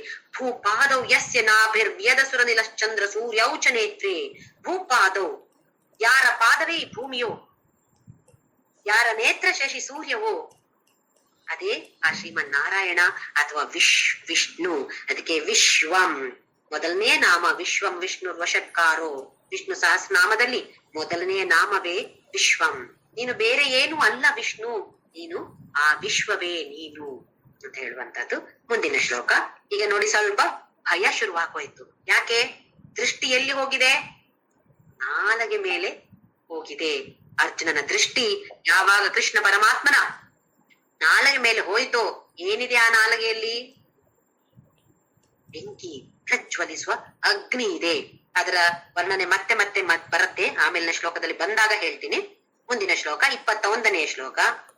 ಅಮೀಹಿ ತ್ವಾಂ ಸುರ ಸಂಘಾ ವಿಶಂತಿ ಕೇಚಿತ್ ಭೀತಾ ಪ್ರಾಂಜಲಯೋ ಗೃಣಂತಿ ಸ್ವಸ್ತಿತ್ಯುಕ್ತ್ವಾ ಮಹರ್ಷಿ ಸಿದ್ಧ ಸಂಘಾಃ ಸ್ತುವಂತಿ ತ್ವಾಂ ಸ್ತುತಿಭಿಃ ಪುಷ್ಕಲಾಭಿಃ.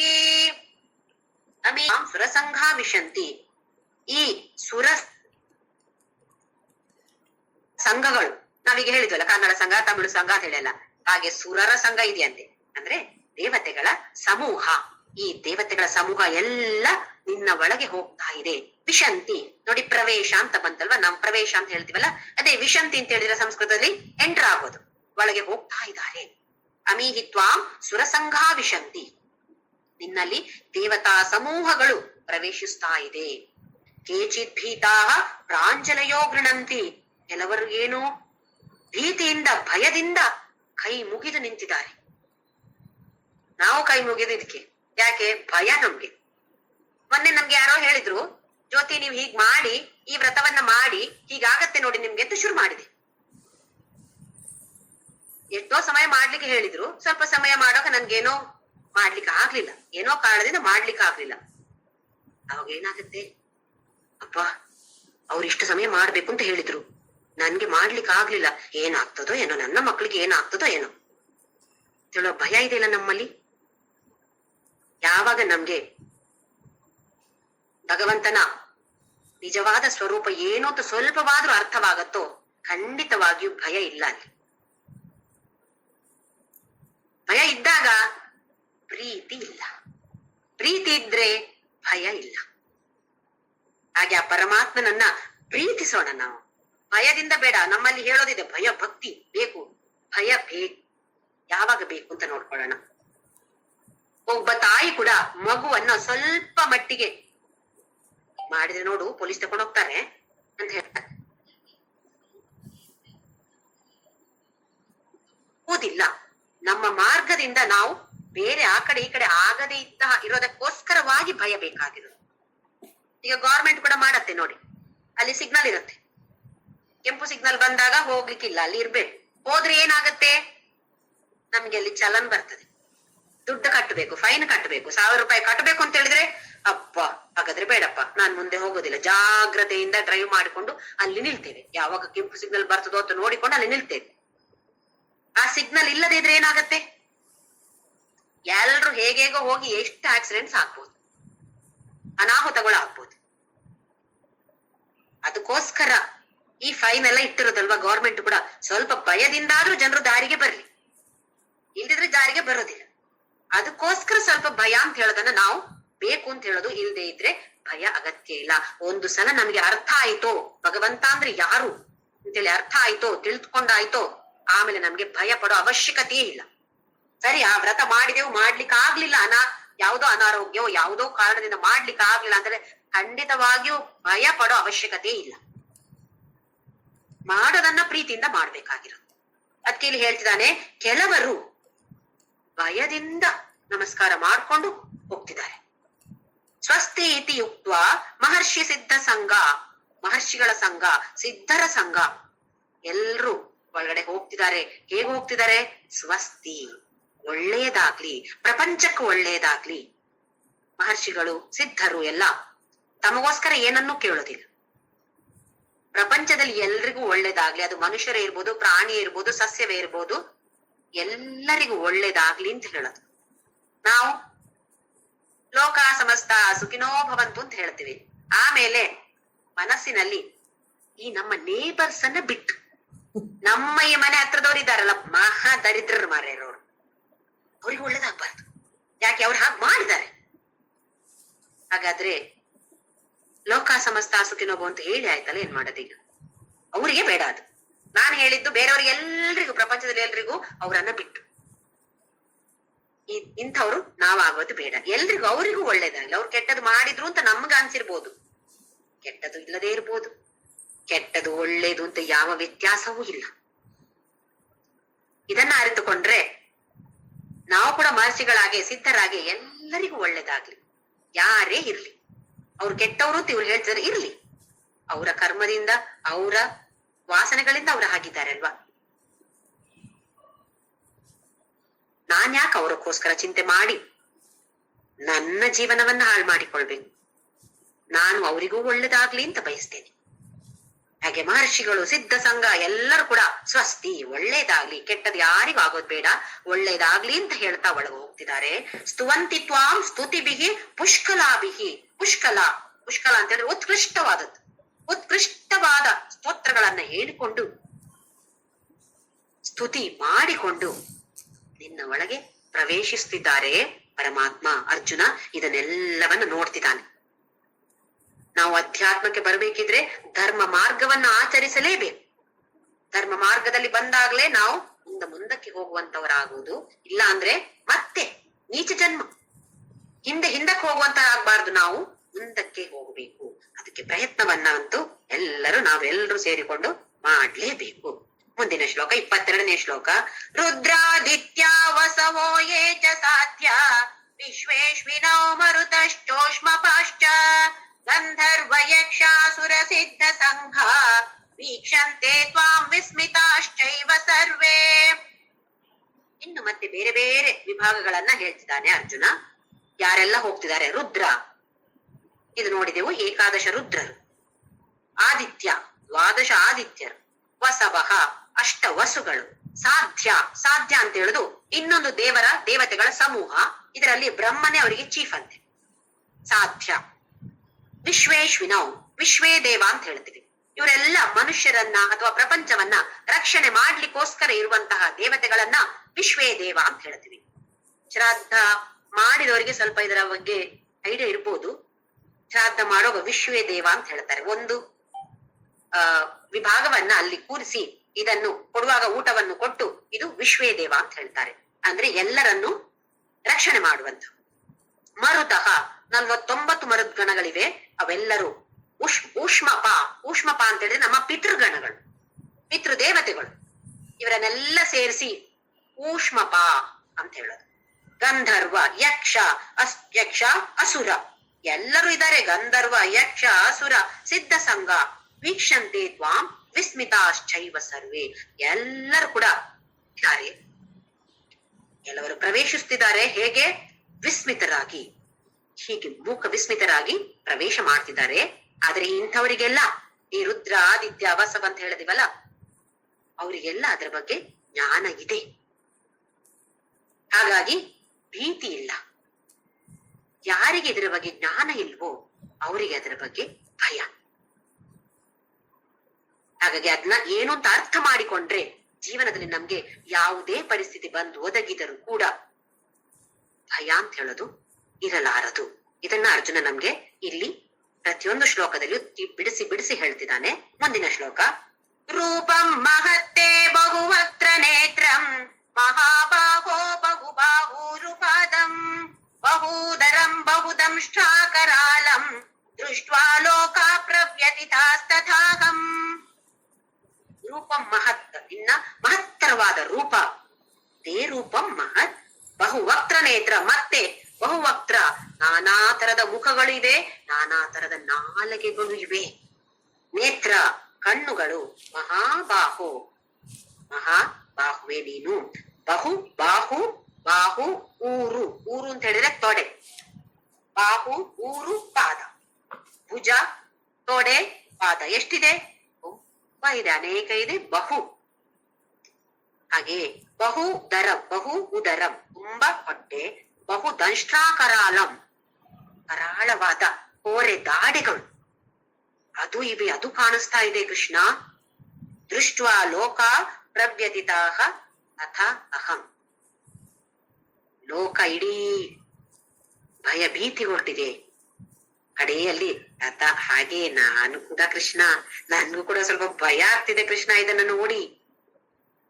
ಹೇಗೆ ಒಂದು ಹಾರರ್ ಸಿನಿಮಾಕ್ ಹೋಗ್ತೀವಿ, ಸಿನಿಮಾ ನೋಡಿದಾಗ ಗಟ್ಟಿಯಾಗಿ ಚೇರನ್ ಹಿಡ್ಕೊಂಡು ಕೂತಿರ್ತೀವಿ ನಾವು.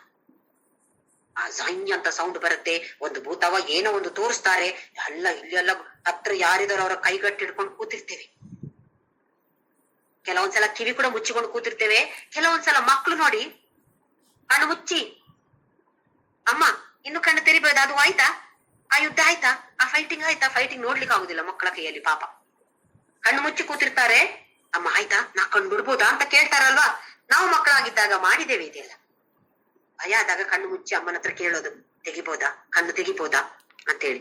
ಅರ್ಜುನನಿಗೂ ಅದೇ ಅವಸ್ಥೆ ಆಗಿದೆ ಈಗ. ನೋಡಿ ಒಂದು ಹಾರರ್ ಸಿನಿಮಾ ನೋಡಿದಾಗೆ ಆಗಿ, ಯಪ್ಪ ಹೀಗೂ ಇದ್ಯಾ, ಇಷ್ಟೆಲ್ಲ ಇದ್ಯಾ. ಈಗ ನೋಡಿ, ನಮ್ಗೆ ನೀರು, ಸುಮ್ನೆ ಟ್ಯಾಬಲ್ ಬರುವ ನೀರು ನೋಡಿದ್ರೆ ಏನು ಅನ್ಸಲ್ಲ, ಏನ್ ಅದ್ಭುತ ಇದೆ ಇದ್ರಲ್ಲಿ ಯಾವಂತದ್ದೆ. ಅದೇ ನಯಾಗರ ಫಾಲ್ಸಿಗೆ ಹೋಗಿ ನೀವು, ಏನಿದೆ ಅಲ್ಲಿ, ನೀರೇ ತಾನೆ. ಆದ್ರೆ ಬೇರೆ ನೀರೇ ಬೇರೆ ತರದಲ್ಲಿ ಇದ್ದಾಗ ಎಷ್ಟೊಂದು ಅದ್ಭುತ ಅನ್ಸತ್ತಲ್ವಾ. ಅದೇ ಆಗಿರೋದಿಲ್ಲಿ ಅರ್ಜುನನಿಗೆ.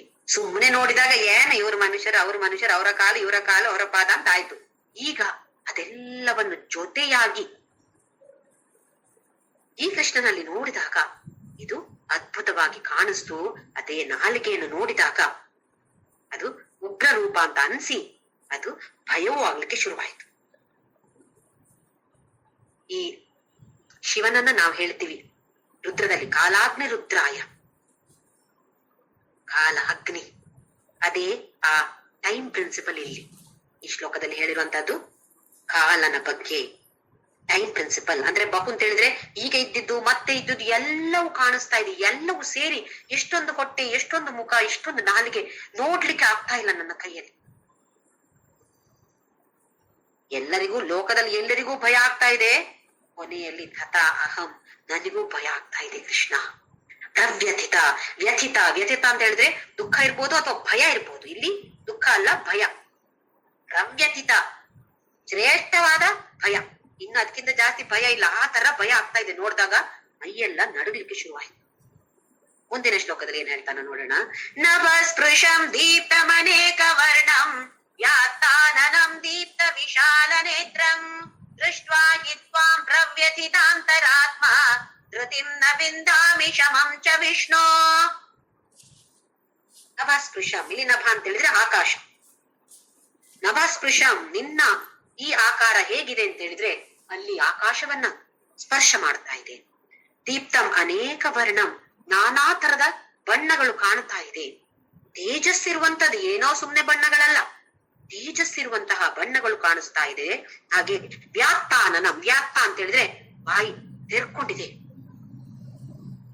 ಆನನ, ಆನ ಅಂತ ಹೇಳಿದ್ರೆ ವಿಶಾಲವಾಗಿ ತೆರೆದಂತಹ ನಿನ್ನ ಮುಖ ಅಥವಾ ಬಾಯಿ. ಆನನ ಅಂತ ಹೇಳಿದ್ರೆ ಬಾಯಿ ಇರ್ಬೋದು ಅಥವಾ ಮುಖ ಕೂಡ ಇರ್ಬೋದು. ತೆರೆದಿಟ್ಟಿದ್ದಾನೆ, ನಾಲಗೆಯನ್ನ ಹೊರಗೆ ಹಾಕಿಟ್ಟಿದ್ದಾನೆ ಆ ಕೃಷ್ಣ ಪರಮಾತ್ಮ. ಅದು ದೀಪ್ತ ವಿಶಾಲ ನೇತ್ರ, ನಿನ್ನಲ್ಲಿ ಪ್ರಜ್ವಲಿಸುವಂತಹ ಎರಡು ವಿಶಾಲವಾದ ನೇತ್ರ.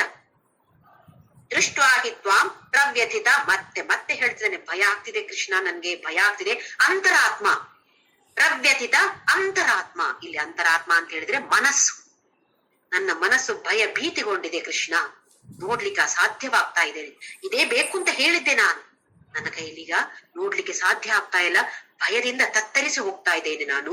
ಧೃತಿಂ ನ ವಿಂದಾಮಿ ಶಮಂ ಚ ವಿಷ್ಣು. ಧೃತಿ ನ ವಿಂದಾಮಿ, ನನ್ನಲ್ಲಿ ಧೈರ್ಯವೇ ಇಲ್ಲ, ನನ್ಗೆ ಬಲಹೀನನ ಆಗ್ತಾ ಇದ್ದೇನೆ ನಾನು. ನಮ್ಗೆ ಧೈರ್ಯ ಕೆಟ್ಟಾಗ ಏನು, ಅಯ್ಯೋ ಶಕ್ತಿಯೇ ಇಲ್ಲ ಅಂತ ಆಗೋದಲ್ಲ, ಬಿದ್ದು ಬಿಡ್ತಾರೆ ನೋಡಿ. ಹೇಗೆ ಶಕ್ತಿ ಇಲ್ಲದೆ ಆಗೋಯ್ತು? ಭಯ ಎಲ್ಲಿ ಬರತ್ತೋ ಅಲ್ಲಿ ಶಕ್ತಿ ಇಲ್ಲ. ಶಮಂ ಚ ವಿಷ್ಣು, ಹಾಗೆ ಶಮ ಅಂತ ಹೇಳಿದ್ರೆ ಶಾಂತಿ. ಶಾಂತಿನ ಶಾಂತಿಯೇ ಇಲ್ಲ, ನನ್ನ ಮನಸ್ಸು ಅಲ್ಲೋಲ ಕಲ್ಲೋಲವಾಗಿದೆ. ಪರಮಾತ್ಮ ನಿನ್ನ ಈ ತರದ ಒಂದು ರೂಪವನ್ನ ನೋಡಿ ಪ್ರವ್ಯತಿತ, ನಾನು ತುಂಬಾ ಭಯಭೀತಿಗೊಂಡಿದ್ದೇನೆ. ಮುಂದಿನ ಶ್ಲೋಕದಲ್ಲಿ ದಂಷ್ಟ್ರಾಕರಾಲಾನಿ ಚ ತೇ ಮುಖಾನಿ ದೃಷ್ಟ್ವೈವ ಕಾಲಾನಲ ಸನ್ನಿಭಾನಿ ದಿಶೋ ನ ಜಾನೆ ನ ಲಭೆ ಚ ಶರ್ಮ ಪ್ರಸೀದ ದೇವೇಶ ಜಗನ್ನಿವಾಸ. ದಂಷ್ಟ್ರಾಕರಾಲಾನಿ, ಕರಾಳವಾದ ದಂಷ್ಟ್ರ ಹಲ್ಲುಗಳು, ಚೂಪು ಚೂಪಾದ ಹಲ್ಲುಗಳು ಕಾಣಿಸ್ತಾ ಇದೆ. ತೇ ಮುಖಾನಿ, ನಿನ್ನ ಮುಖದಲ್ಲಿ ಅಥವಾ ನಿನ್ನ ಬಾಯಿಯಲ್ಲಿ ಕರಾಳವಾದ ಹಲ್ಲು.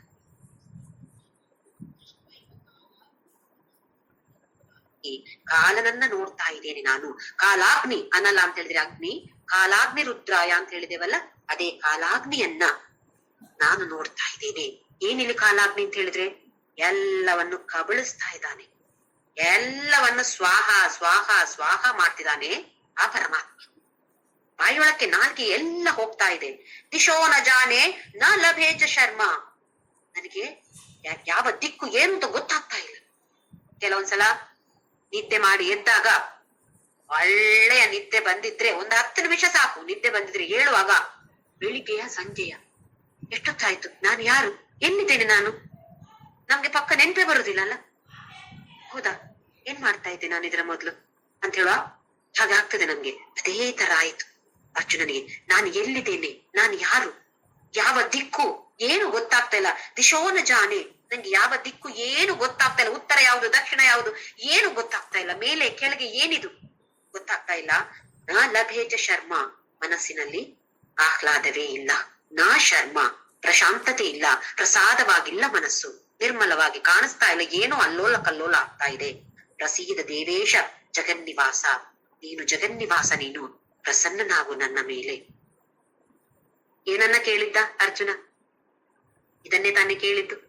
ನಂಗೆ ತೋರ್ಸು, ನೀನೆಲ್ಲ ಹೇಳಿದ್ದೆ ಅಲ್ಲ ಹೀಗೆ ಹೀಗೆ ಅಂತೇಳಿ, ಒಂದ್ಸಲ ನಂಗೆ ತೋರ್ಸು ಅಂತ. ಹೀಗೆ ತೋರ್ಸಿದಾಗ ಯವ ನೋಡ್ಲಿಕ್ಕೆ ಆಗುದಿಲ್ಲಪ್ಪ ನಿನ್ನ ಅದ್ಭುತವಾದ ರೂಪ. ಮುಗ್ರಂತ ವೇದಂ, ಉಗ್ರವಾದ ರೂಪ.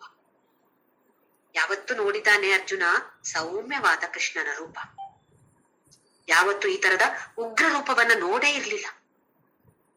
ಅದ್ಭುತವಾಗಿದ್ದರೂ ಉಗ್ರವಾಗಿದೆ. ಯಾವುದು ಇದರಲ್ಲಿ ಉಗ್ರವಾಗಿ ಕಾಣಿಸ್ತಾ ಇದೆ?